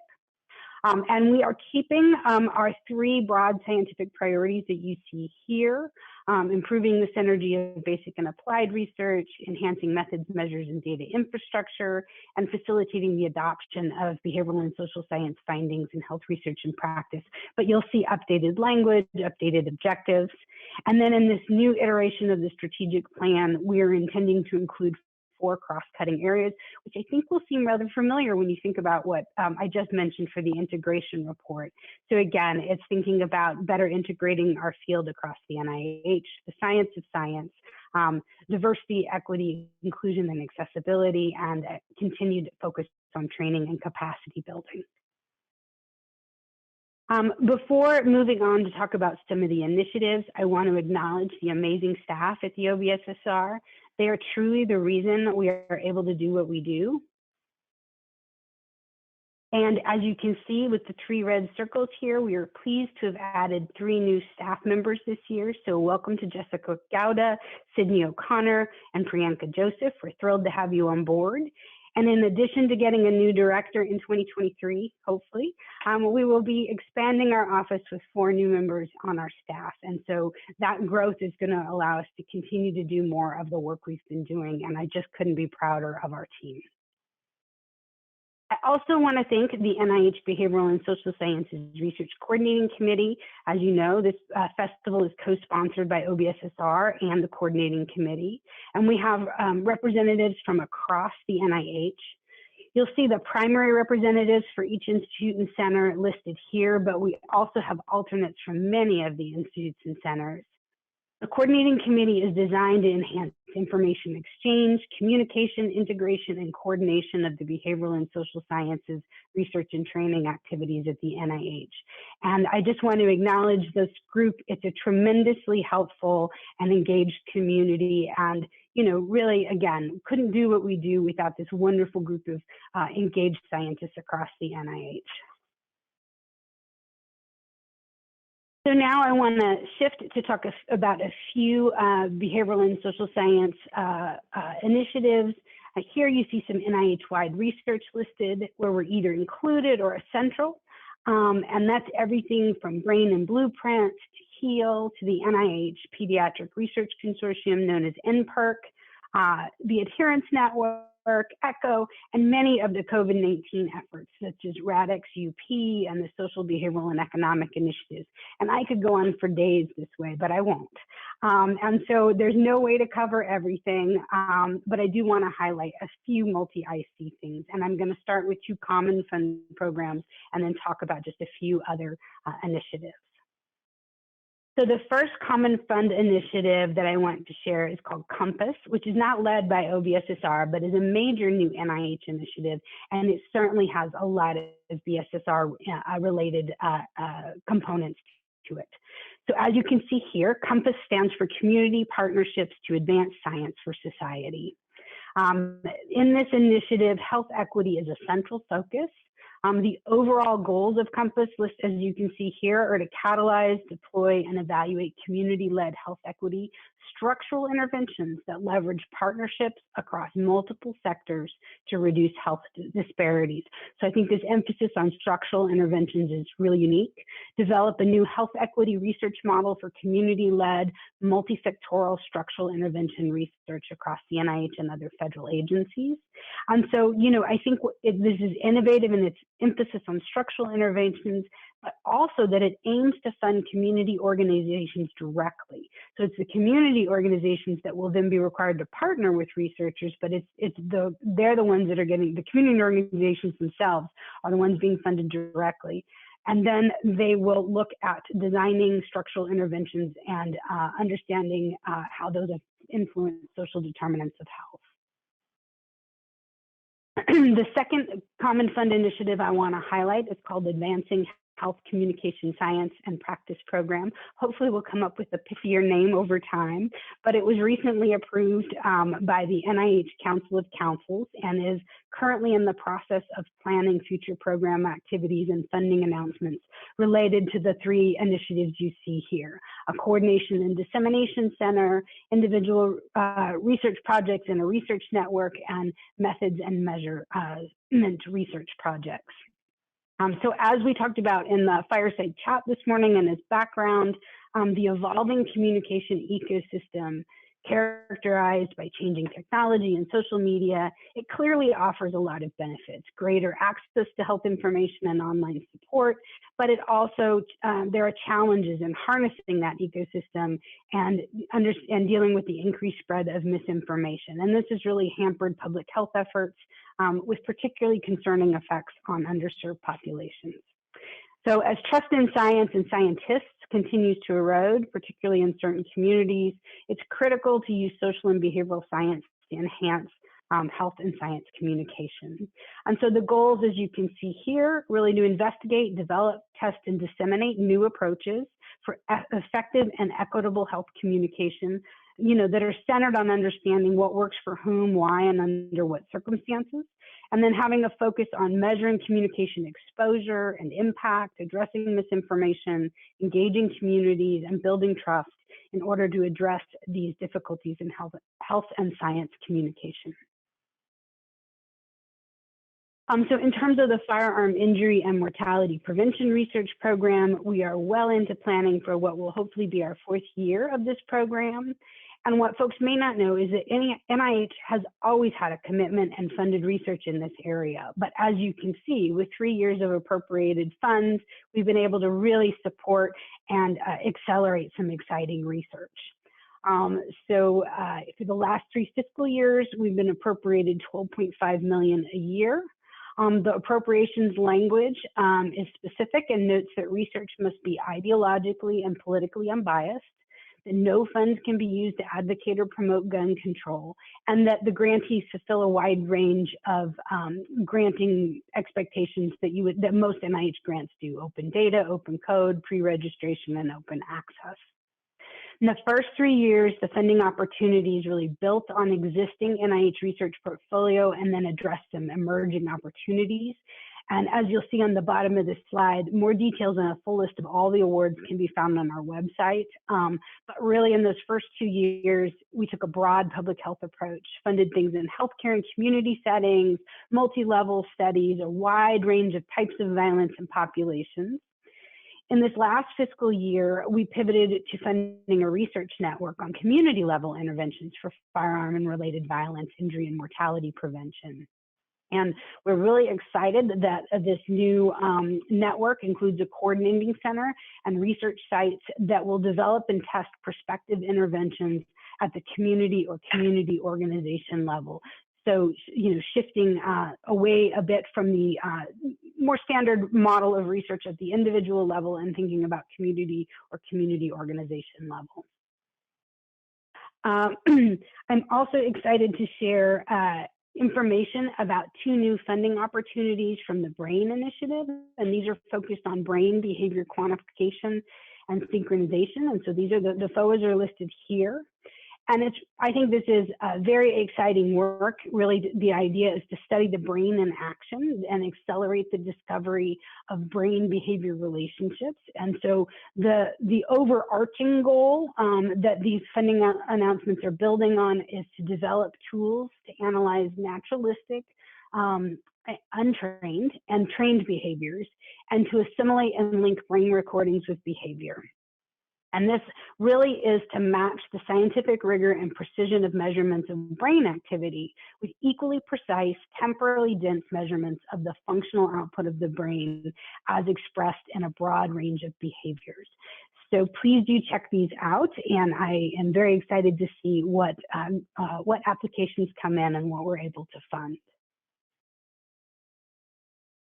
So we were also recently approved for an initiative focused on ontology development and use in the behavioral and social sciences. And you may ask, what are ontologies? Well, they accelerate scientific advances by supporting transparent, reproducible, and replicable science. They really, and they do that by facilitating communication, comparison, and integration of discovery. So they're making domain assumptions explicit about definitions, relationships, making them computer readable. So it allows for scientists to identify inconsistencies, unanswered questions, novel hypotheses, and share information and reuse information both within a discipline and across discipline. And so this builds on about 5 years of work of an NIH-wide working group that I co-chair with Dr. Janine Simmons from NIA, as well as the recent publication of this National Academy's consensus study that you see listed here at the bottom. I highly recommend that you check it out because it makes, I think, a very strong case for the critical need for this research in our field. It was co-sponsored by NIH, so OBSSR, NLM, NIA, and NCI, as well as the National Science Foundation and multiple scientific organizations to include FABS, APS, APA, the Alfred P. Sloan Foundation, and so the NIH work and this report really are the foundation for the initiative. And again, we're now deep into, now that we have approval, we're now deep into planning. So I can't say a whole lot, but you can look at the details of this link for a little bit more about the initiative. But our goal really is to support independent but collaborative research projects focused on ontology development, dissemination, and use. And a real central focus is that ontologies are tools, not the goals in and of themselves. So there's really an emphasis on solving problems and coming up with strong use cases. And then we also want to have a coordinating center to do all the typical things, foster collaboration, share results, address common challenges, and facilitate cross-project learning. But we also want it to provide expertise and processes to disseminate resources to support ontology development, uptake, and sustainable use, not just within the network, but within the field at large. And last but not least, I want to highlight another multi-IC funding announcement that I think is really important and innovative and was a long time in the making. And so I'm really glad to see it out. It's our goal. The goal with this is really that we're trying to be more nimble in how we support time-sensitive natural experiment research. So there are certainly models that have been going on for a decade or more at the NIH, but what's nice about this is it's multi-IC. And the goals are to support research to understand health outcomes related to an unexpected time-sensitive event. So that can be things like an emergent environmental threat, a natural disaster, something like the pandemic, a public health crisis, or policy changes at the local, state, or national level and understanding the health implications. So we're really focused on time sensitivity, which is really about data collection, that the data collection must be initiated with minimal delay or the opportunity will be lost. And submissions are at any time, and our goal is to fund from time of submission to time of award between 4 and 5 months, which, if you know, for NIH is really rapid and a very nimble approach. So we're excited to see how this year goes. And these 2 links here will point you to technical assistance webinar and the funding opportunity details, so you can get more information. And then finally, please save the date for some of the upcoming events at OBSSR and at NIH wide. We have our directors webinars that we conduct 3 to 4 times a year that you see 3 listed here. We have our 16th NIH Matilda White Riley's Behavioral and Social Science Honors in May. And again, please do save the date for the festival at the end of the year, likely sometime in early December. And I also encourage you to think about connecting with us through social media. In particular, I encourage you to consider signing up for our monthly newsletter. You can see the link here on the bottom right-hand side of the slide. That way you can get regular updates throughout the year about events, happenings, funding opportunities, and all kinds of information. And so finally, before I close, as I said at the top of the agenda today, I want to heartily thank the planning committee whose tremendous effort resulted in this excellent festival agenda. We hope you enjoyed today and are ready to join us tomorrow for more of the exciting program. We'll start again at 1 p.m. Eastern Time. And we're going to kick it off with a keynote presentation from the director of the National Institute of Environmental Health Sciences, Dr. Rick Wycheck. And so it should be another action-packed day of information and celebrating the behavioral and social sciences. And with that, I will stop sharing. And I think we are at a close. I will turn it over to see if Alyssa, if you want to say any final words to orient people to tomorrow. Thanks, Christine. That was an awesome presentation. Same time, same place tomorrow. And as Christine said, we have another great lineup. So we are looking forward to seeing everybody there tomorrow. See you all tomorrow.